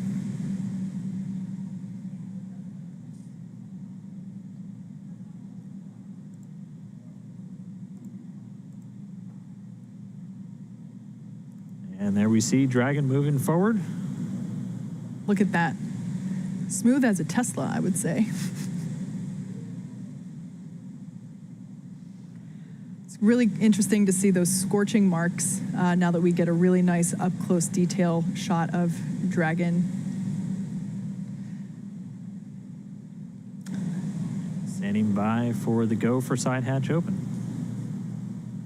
That rounded square there in the center of the capsule is that side hatch, and on either side are those oval windows. Dragon SpaceX, stand by for side hatch opening and egress. Copy, we're ready. All right, crew got the call. We are go for hatch open.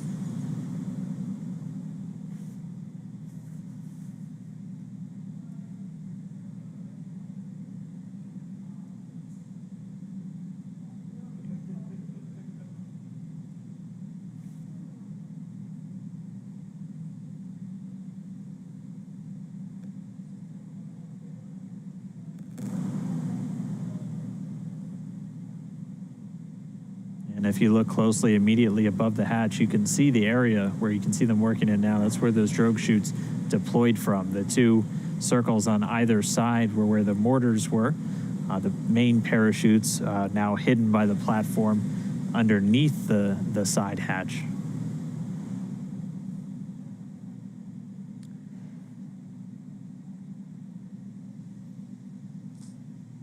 So the crew is in the process of removing the side hatch.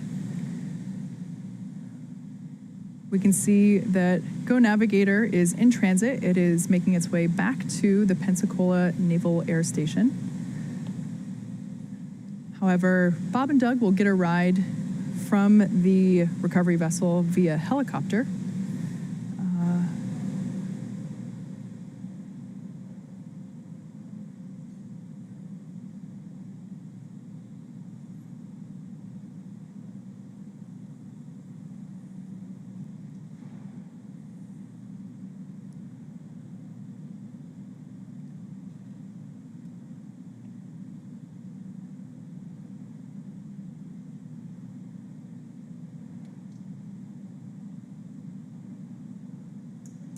So again, we're preparing to open the side hatch, and once that is done, the flight surgeon will pop his head in, do an initial check, see how Bob and Doug are doing.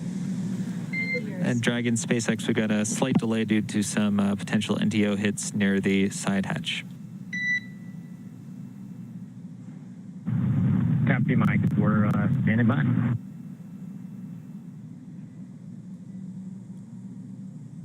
And so they're still continuing to do kind of those sniffs, so checking for any vapors or anything. So those NDO, it's NO2, nitrogen dioxide, primarily can get detected in the air from the burning of fuel. So they're going to continue to just inspect around the capsule, make sure that it's, again, safe for the crew, safe for the recovery experts before they get this hatch open. But again, moving right along the timeline, it's since they splashed down at 11:48 a.m. Pacific.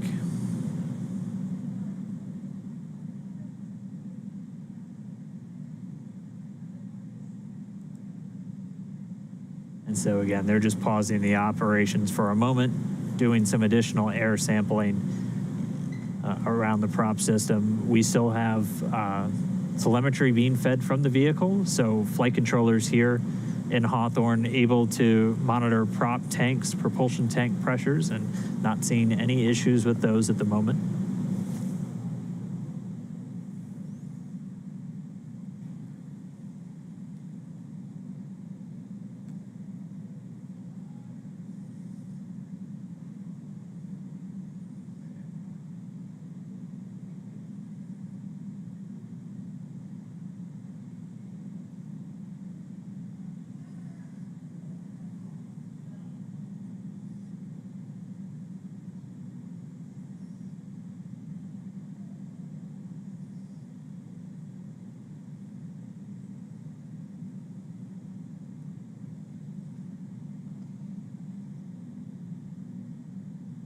So again, just a short pause in the operations as, again, they're just sniffing around the capsule, making sure we don't have any readings that might indicate a fuel leak or anything around the vehicle. They did detect some NDO, some nitrogen dioxide, which is typically a residue that arises from the burning of fuel. So they're continuing to do just a couple of different air readings, grab samples essentially, before they proceed with the hatch opening.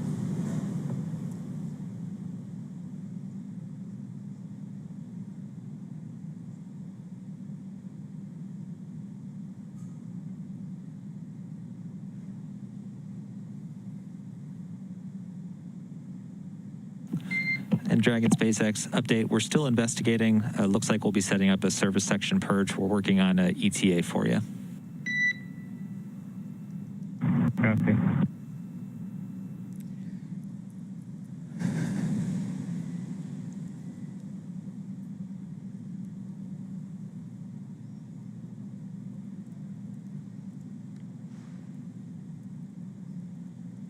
In case if you're just joining us, NASA astronauts Bob Behnken and Doug Hurley have safely returned from the International Space Station. They made an on-time splashdown in the Gulf of Mexico just off the coast of Pensacola, Florida at 11:48 a.m. Pacific, 18:48 a.m. Universal Time. And they have been pulled out of the water and hoisted onto the recovery vessel Go Navigator. And right now, the team is just completing, they did an initial check and found that there might be some remnant vapors, which we certainly don't want to be around when we have Bob and Doug coming out of the capsule. So the team is working to purge the service section in preparation for crew egress. Just a little commentary on the hatches that we've been talking about. So while Dragon's top hatch is used to connect to the International Space Station, that's the one that's located under the nose cone, which is currently hidden there at the top of the capsule. This is the side hatch is what is utilized for ingress and egress, both on the launch pad as well as coming up here on the recovery vessel. When the capsule is docked to the International Space Station, they will use the forward hatch to exit and enter the capsule. Something to note that once that side hatch is opened, it'll be the first time that Bob and Doug have gotten a breath of fresh air. The first time that they've been able to do so in 2 months since they boarded the Falcon 9 at the start of their mission back on May 30th. Yeah, with an on-time splashdown, they returned with almost exactly 64 days in space on this mission, just a few minutes shy of that. So I know they're looking forward to it. At a minimum, in a little bit more of a stable condition now that they're on the boat, not in the water. But again, our team's just continuing to step through. They're reporting that they're seeing all of the vapor levels that they initially detected have been dropping, and that service section purge. Dragon SpaceX, we showed that levels are declining, but are continuing with purge. Copy.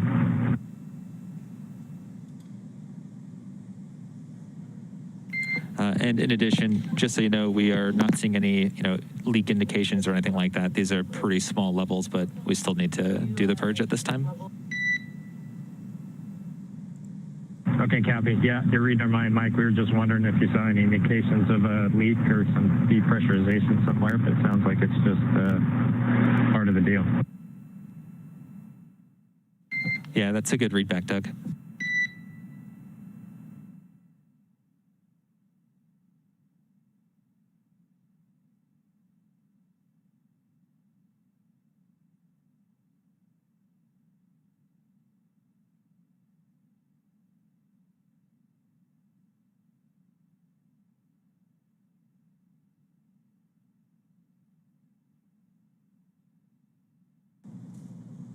All right, so we're just continuing to get a view down right at the hatch of the capsule. They are detecting those very small traces of a couple of the hypergalls.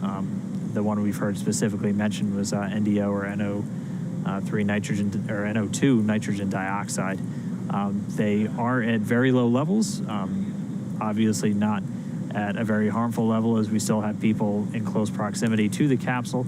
They are going through with the purge. They're not seeing any indications of a leak in the service section of Dragon. That's where pretty much all of those different fuel tanks with the hypergalls are located inside the capsule.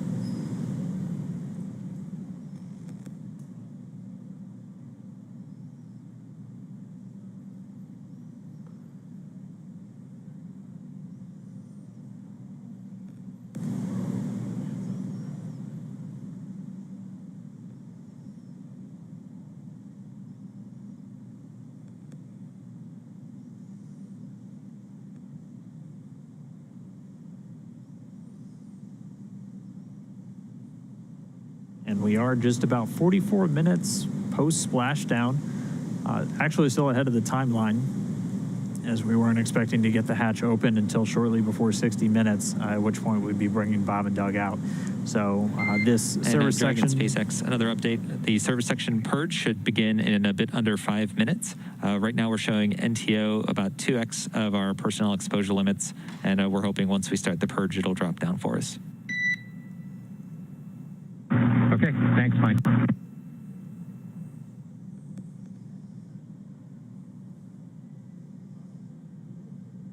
And I'm going to have to correct myself. So it's NTO, that's the dinitrogen tetraoxide, and that's one of the hypergallic fuels used inside Dragon for powering those Draco thrusters.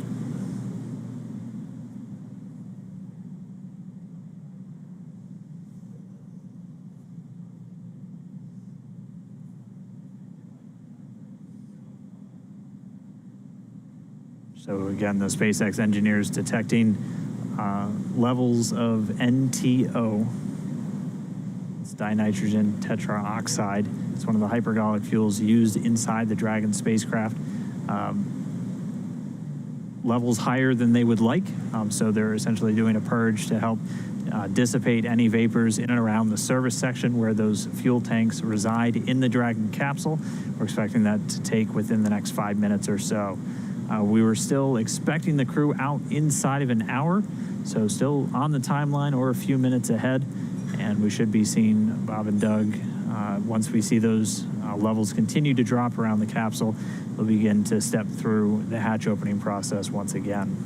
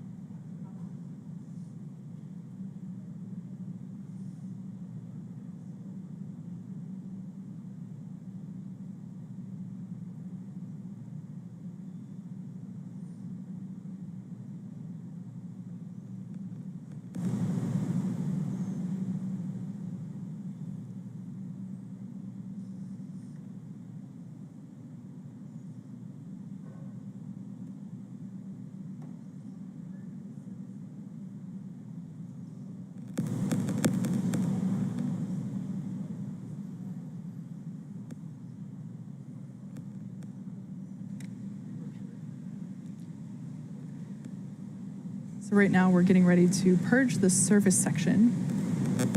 This is to make sure that the lingering NTO fumes that the team is detecting get flushed out, essentially.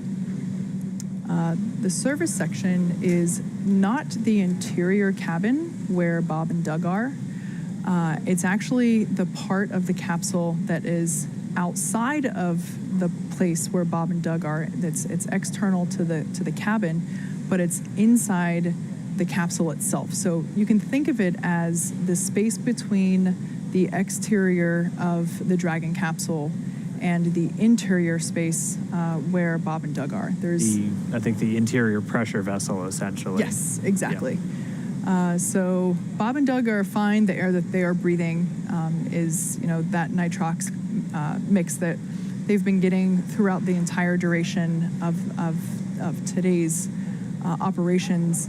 But it'll be essentially the area below their cabin, completely sealed off from the service section. Yeah, that service section is where there's a lot of telemetry. It's where there are the prop tanks, and we're just making sure that those get aerated so that lingering fumes are swept away. Yeah, again, they had detected higher levels than they want to see of nitrogen tetroxide. That's one of the two hypergolic fuels used in Dragon, the other one being monomethyl hydrazine.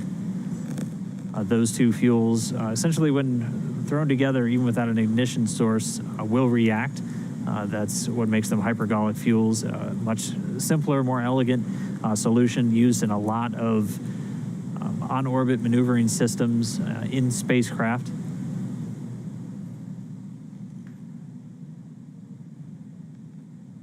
So again, we're just standing by.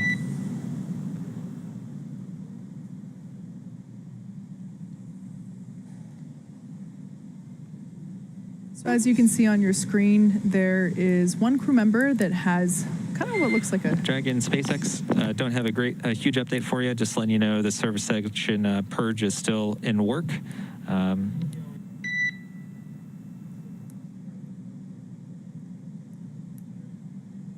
And we'll try to get you out of there shortly. Copy.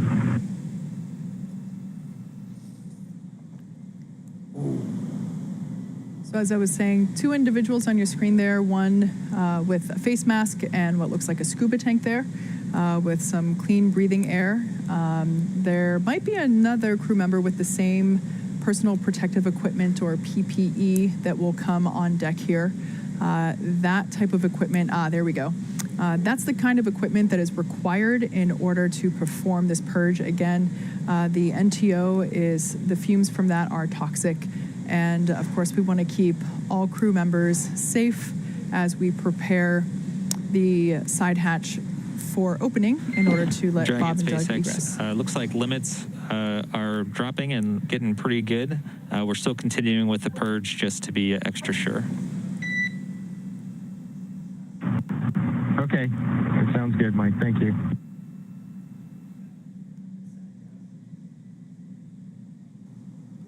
All right, so we just heard the call. The limit's continuing to drop on that NTO, that nitrogen tetroxide. So they're just going to continue to monitor those. They're doing a purge, essentially flushing the air around the service section where the tanks for those hypergolic fuels are in Dragon. As Kate was talking about, they're not inside the pressure vessel, the section of the Dragon interior where Bob and Doug and their atmosphere exists. They're essentially outside the pressure vessel, but still inside the outer shell of the Dragon spacecraft.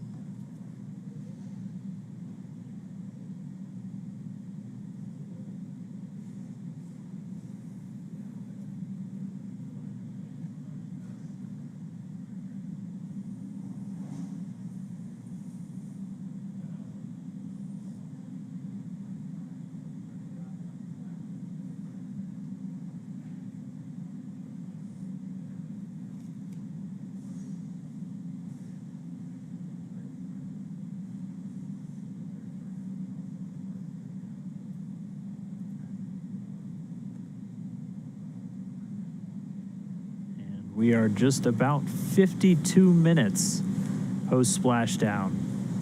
Again, we're just waiting for them to get good readings on the levels of any hypergol vapors still in existence around the capsule, and then they'll be able to step back in to this hatch opening. We did hear confirmation that they haven't seen any indication of leaks through the telemetry they're still receiving from the Dragon capsule.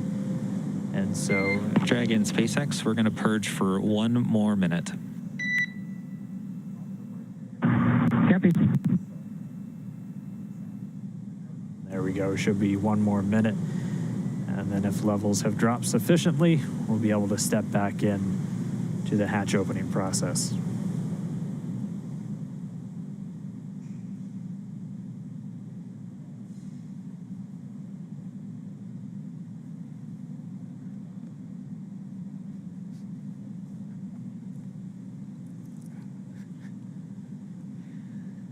Bob and Doug will be getting assistance from the recovery teams while exiting Dragon Endeavour. This is the same process for any returning long-duration crew members, as returning to a gravity-rich environment can, be a little jarring, wreak havoc with our vestibular system, which is responsible for maintaining balance and motion. Of course, as you've heard us say multiple times earlier, safety is our #1 priority with this operation. So you will see both Bob and Doug helped out of the capsule and assisted to just the few feet over to the medical quarters aboard the boat. Yeah, if you've ever watched long-duration crews return on a Soyuz, it's a pretty similar process where they're literally carried out of the capsule and immediately placed down into a waiting chair where they usually get some initial medical checks out there in the field before they're then carried to an inflated medical tent. We don't have a tent, we have quarters, and they're a whole lot closer, so they'll just have a couple of feet to go from the capsule itself into those medical quarters. And then once they're in there, they'll get some initial checkouts from their flight surgeons who are on location on the boat with them. These are the people that have essentially been responsible for their health and well-being throughout their mission, both beforehand, all of their pre-flight data takes, offering them support in the lead up to launch, and then the entire time while on board the International Space Station. And then they're right here with the front line, with the recovery teams, ready to welcome them home.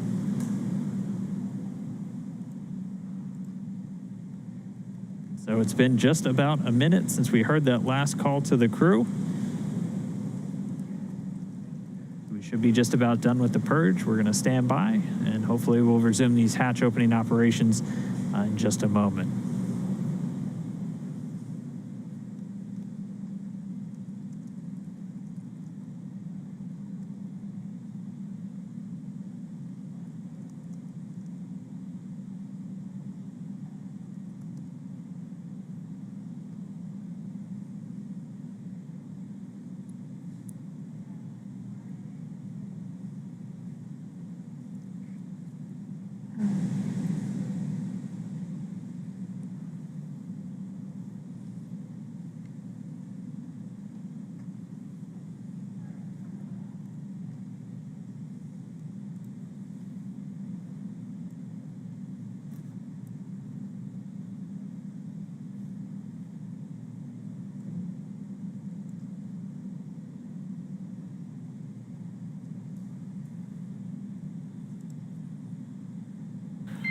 Dragon SpaceX 4 update.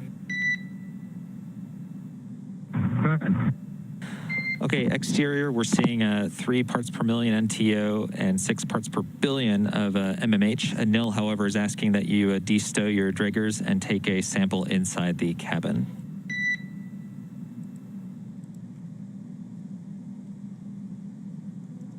Yeah, which detector? What number, Mike? Yeah, it'll be detectors 2 and 3 in location 14. Copy. Okay, thanks, Doug. All right, so we just got the call out of the current readings of both the NTO, the nitrogen tetroxide, and the monomethyl hydrazine, either in the parts per million or the parts per billion. But just as an extra safety precaution, we heard Anil Menon, the medical authority from SpaceX, on the boat, asking the crew to take out some air detectors that they have inside with them, just to do some quick sampling inside the cabin itself. So again, we've said it before, we'll continue to say it throughout: safety, the top priority with this operation. So the teams are going to be very methodical and make sure that everything is in a good setup, a safe environment, not only for the crew themselves, but also for our recovery forces. But for now, Bob and Doug still inside of Crew Dragon. We are just 58 minutes post-landing.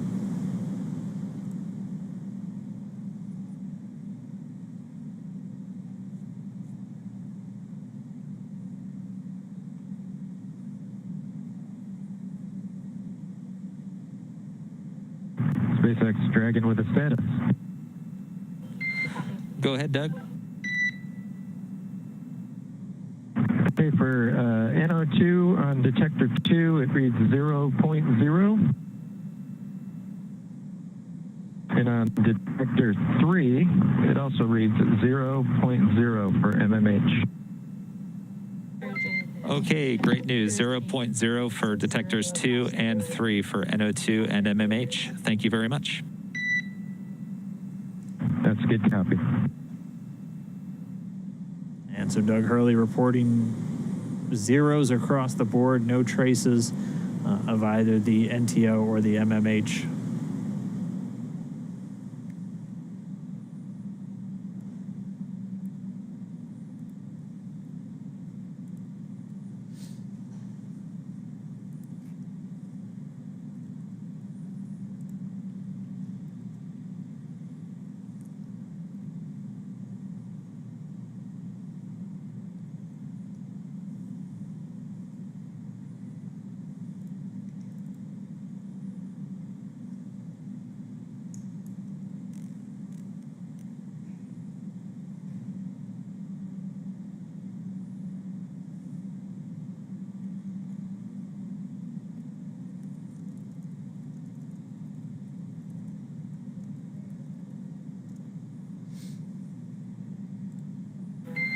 Dragon SpaceX for a status update.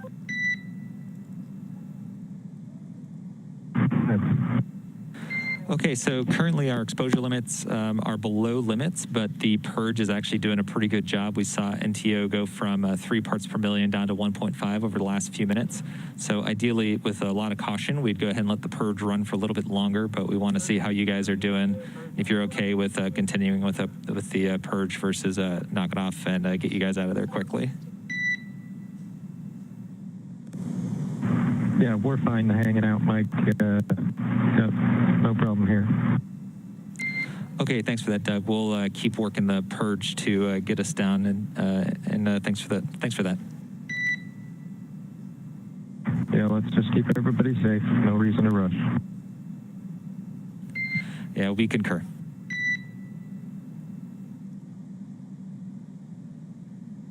Spacecraft Commander Doug Hurley reporting the crew still doing well in Dragon. So they are good to continue to hang out. The medical authority there on the boat recommending as long as the crew is okay and still doing well inside Dragon, they'll just continue with the purge, trying to get those trace readings of any hypergol vapors all the way down to 0. Because again, we're really focused on not only keeping the astronauts safe, but all of the recovery engineers and medical professionals there on the scene as well.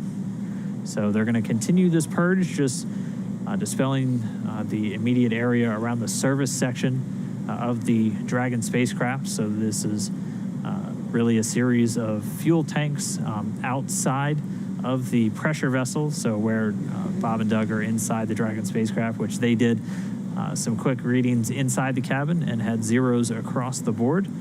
But they're just continuing to let these levels dissipate, bring it down to 0, and then we'll resume hatch operations. We're just a little over an hour now, an hour and 2 minutes post splashdown. Yeah, good to hear Bob and Doug report that they're good hanging out, meaning they're feeling all right, and they're pretty comfortable staying inside for just a couple more minutes. Yeah, they were doing their best prior to leaving of playing up their expected seasickness. So good. It is good to hear that they're doing well still inside the Dragon capsule.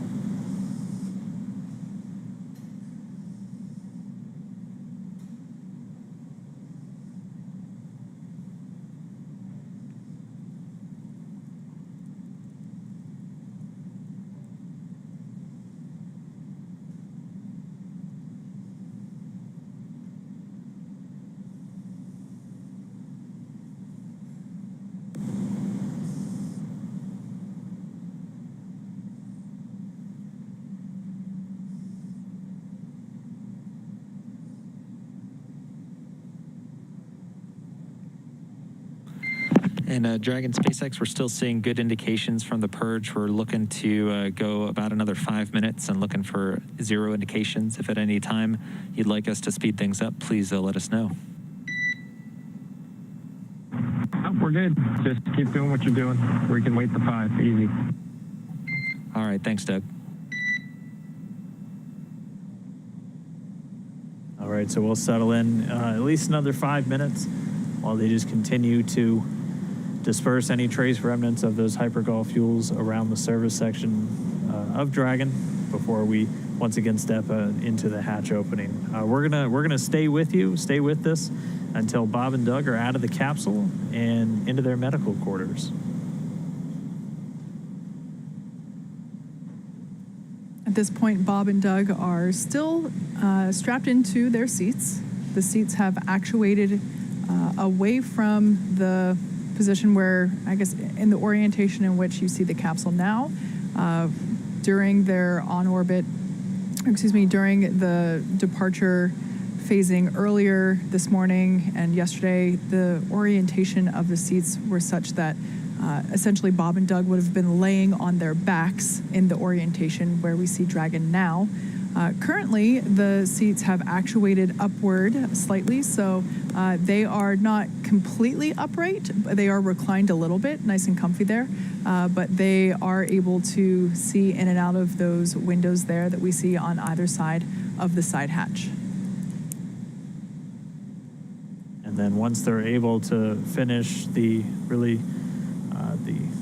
egress process, getting Bob and Doug out of the capsule, once they're in the medical area, they'll look to start bringing in the helicopter as both Bob and Doug are going to be flown back to Pensacola via helicopter, getting them to the shore in just a matter of minutes, where a NASA plane is going to be standing by to then load them up and bring them home to Ellington Airfield at the Johnson Space Center in Houston.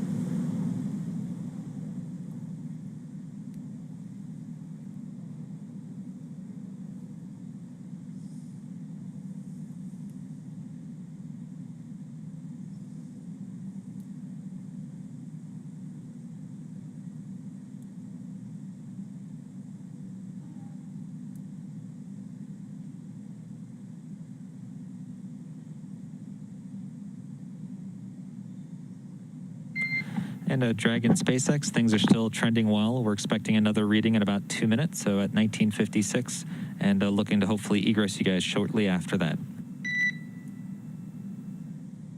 Okay, sounds good, bud. Thank you.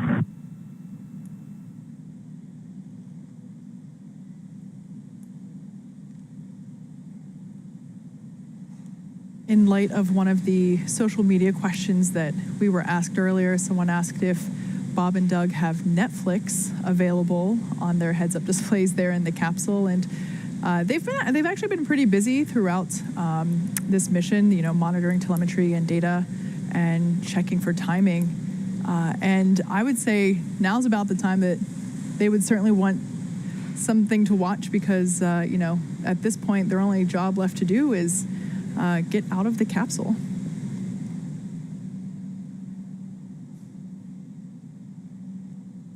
Has to be a feeling of just success, though, for those two. I mean, taking the first flight in a brand new spacecraft, we knew as test pilots, this is something that was kind of their bread and butter when they were in the military, and definitely something they leapt at the chance for once they became astronauts. And really a pretty flawless flight for Dragon. Obviously, we'll have all of the post-flight review coming up in the next several weeks as we continue to assess all the data that we received throughout the mission and any data still recorded locally on Dragon itself. And we'll be spending the next several weeks going through and assessing the mission and working through the certification process.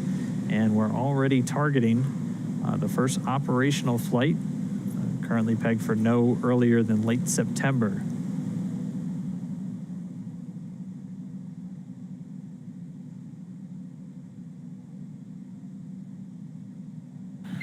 And Dragon SpaceX, we're now planning to stop the purge in 1 minute at about 19:57.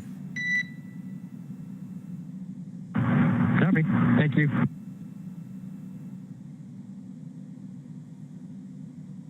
All right, well, with them stopping the purge in about a minute, that means that the levels have gone down to what they were looking for, and then we'll begin to step back into the hatch opening process and then be able to get Bob and Doug egressing or moving out of the Dragon capsule. They've been in there for a little more than 19 hours at this point since they departed the space station on Saturday.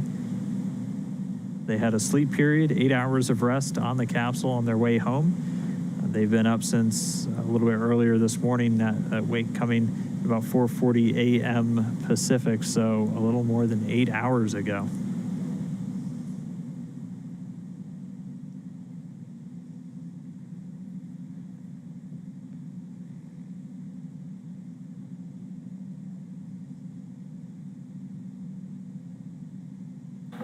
And Dragon, the purge is now complete. One more Drager check, and then we should proceed with hatch opening. Okay, good news. Thanks.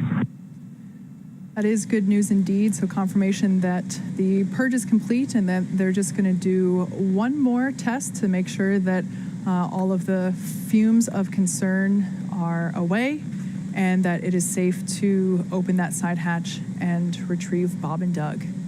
Once again, once that side hatch is open, our flight surgeon will be the first to say hello, get a quick medical checkup, although based on the reports that they've been, that the crew have been giving us along the way, it sounds like they're doing great, they're feeling good, and they're pretty comfortable there inside a Crew Dragon.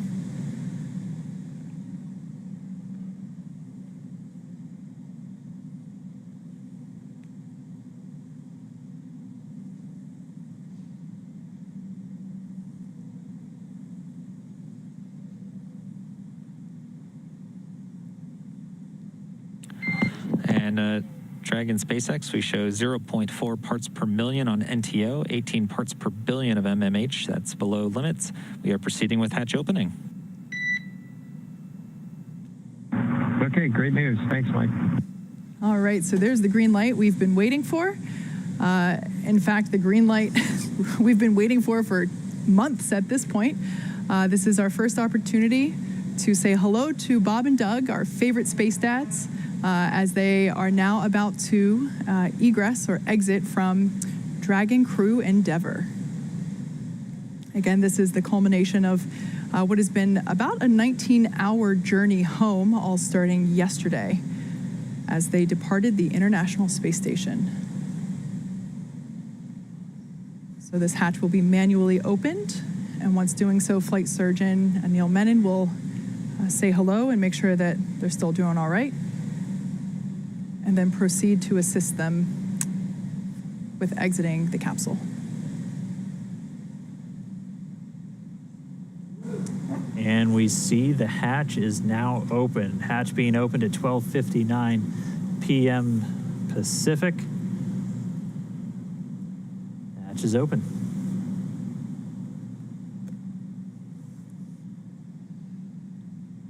So right now they're going to put a piece of equipment in there that basically smooths out the edges and makes sure that it is a comfortable exit from the Dragon capsule. Just a little piece of structure there to ensure that the hatch will remain open and that any sharp edges around that side hatch are protected.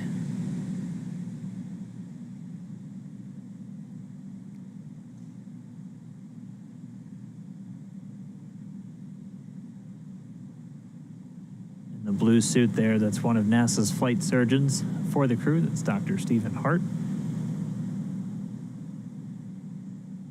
And that hatch open coming at 12:59 p.m. Pacific. That's 19:59 Universal Time, or GMT.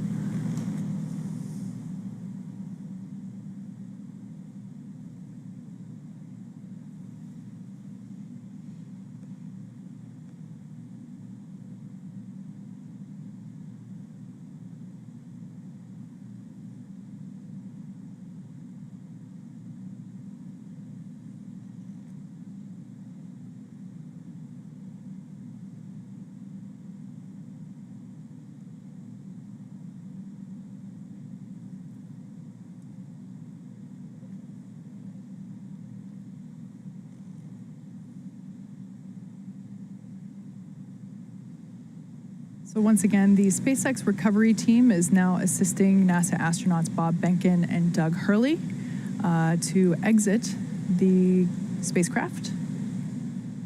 Sorry, we got the hatch open just about 2 minutes ago. We paused for a little while as they were just detecting some trace amounts of some of the hypergol fuels. So we executed a series of purges. And then once those were down back in acceptable limits, we were able to then start with the egress. So there we see a stretcher on deck. This is normal. This is part of the standard recovery procedure. And it is just simply to ensure Bob and Doug remain safe. Like we said, readjusting to gravity can be a little challenging. Dizziness can often occur, especially when you're on a boat. SpaceX Dragon, pick up. So this stretcher will just be used to a standard procedure to make sure that the astronauts make it over to the medical tent as easily and as comfortably as possible. Yeah, as we discussed, the reintroduction to gravity from microgravity can be a bit jarring, especially on our vestibular system, so the stuff responsible for our balance. And as they are on a ship underway, we just want to make sure we're taking every possible precaution to ensure that their arrival is safe and free from any injury now that they are home.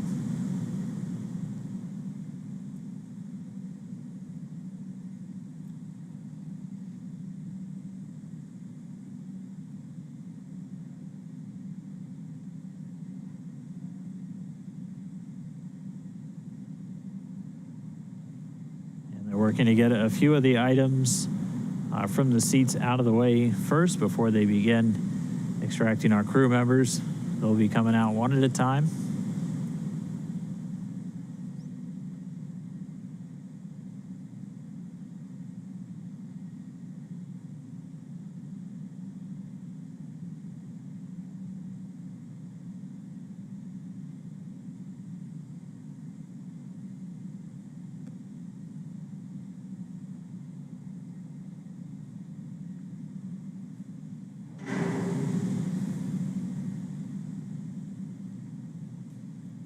As we saw during the ascent portion of this mission, there is enough room inside the capsule for them to do a backflip in microgravity.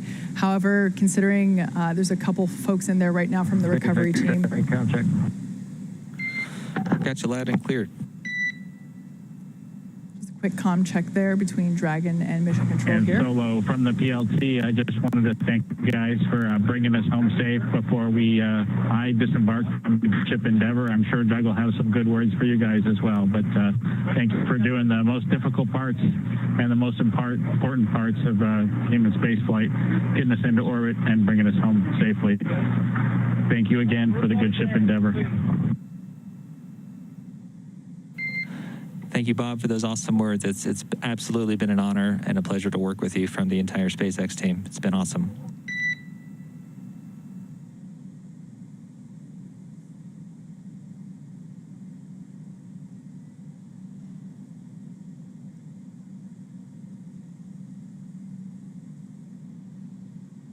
Some initial words from NASA astronaut Bob Behnken. He's in the pilot seat, so you've heard him refer to himself as PLT. We're still standing by for our crew members to begin making their way out of the Crew Dragon spacecraft. And again, they're going to get some assistance just the couple of feet to the medical quarters on board the ship, where they're going to be able to get out of their suits that they've been wearing for all of the final dynamic phases of the separation events, deorbit burn, re-entry, splashing down just a little over an hour ago at 11:48 p.m. or a.m. Pacific time.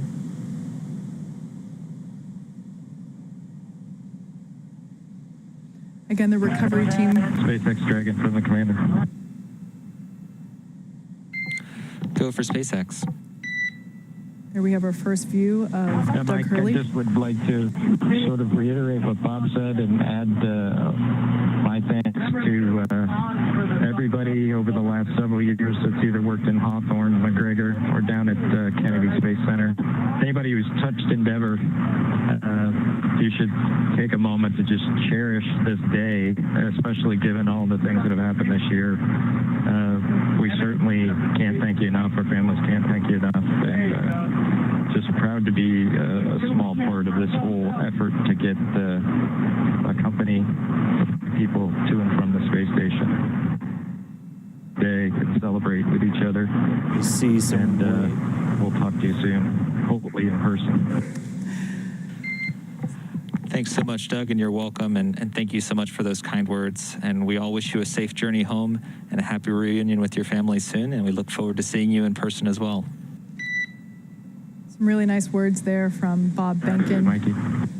There on your screen, we saw NASA astronaut Doug Hurley egressing or exiting from the capsule. Might have been hard to see on your screen there, but we got a thumbs up indicating that things are going well. Sorry, excuse me, I mixed up my positions there. Yeah, those words were from Doug, and we have Bob that just came out first. Yeah, so Bob Behnken, the pilot, the Joint Operations Commander for this mission, out of the capsule now. So he's making his way over to the medical area, and now they're going to work to get Doug Hurley out next. I think I saw a smile on Bob's face. He was a thumbs up all the way. As they've been giving us some regular status updates from inside the capsule, they've been feeling really good. And so now we're just standing by for our spacecraft commander, Doug Hurley, to make his way out into the fresh air for the first time in 64 days.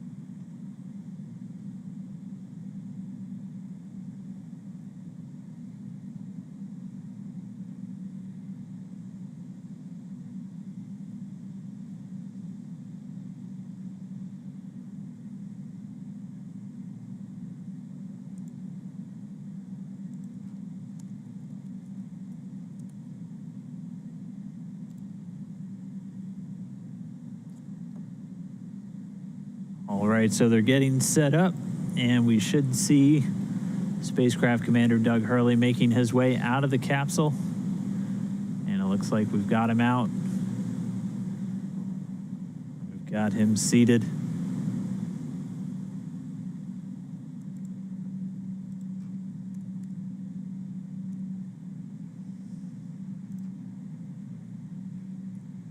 And there we go, another thumbs up.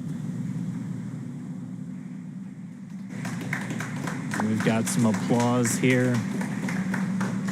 And as you can see in Mission Control, a standing ovation for a job well done all around.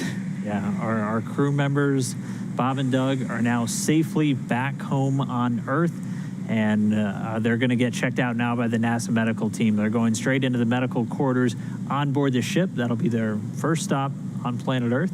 And then they're going to be making their way up into a helicopter and then heading back to dry land. So once they're complete, the team's going to prepare Dragon itself, and they're going to begin taking it back to shore. It's been an incredible, incredible mission. This all kicked off just 2 months ago on May 30th from Launch Pad 39A at the Kennedy Space Center in Florida. We had a successful liftoff. We had to dodge around some weather. It was suspenseful, clearing up the last possible moment. They had a flawless ride to orbit, a 19-hour journey to the International Space Station, where they just spent 62 days on board, 64 total days in space. They were Expedition 63 crew members doing science experiments, spacewalks, repairs, everything on board the orbiting laboratory. Their journey home began yesterday when they closed the hatch to Dragon and undocked hours later at 4:35 p.m. Pacific. After 4 successful departure burns and a phasing burn to line up their orbit, Bob and Doug rested up before waking up for a re-entry earlier this morning. We successfully jettisoned Dragon's trunk and performed our final on-orbit maneuver, the deorbit burn, at 10:56 a.m. Pacific to send Dragon on the path home. The spacecraft successfully re-entered the Earth's atmosphere and slowed its descent with successful deployments of 2 drogue parachutes and 4 mains, with the final splashdown occurring off the coast of Pensacola, Florida at 11:48 a.m. Pacific, right on time. Following that successful splashdown, we saw SpaceX recovery experts quickly move in and prepare Dragon Endeavour for its lift onto the recovery vessel.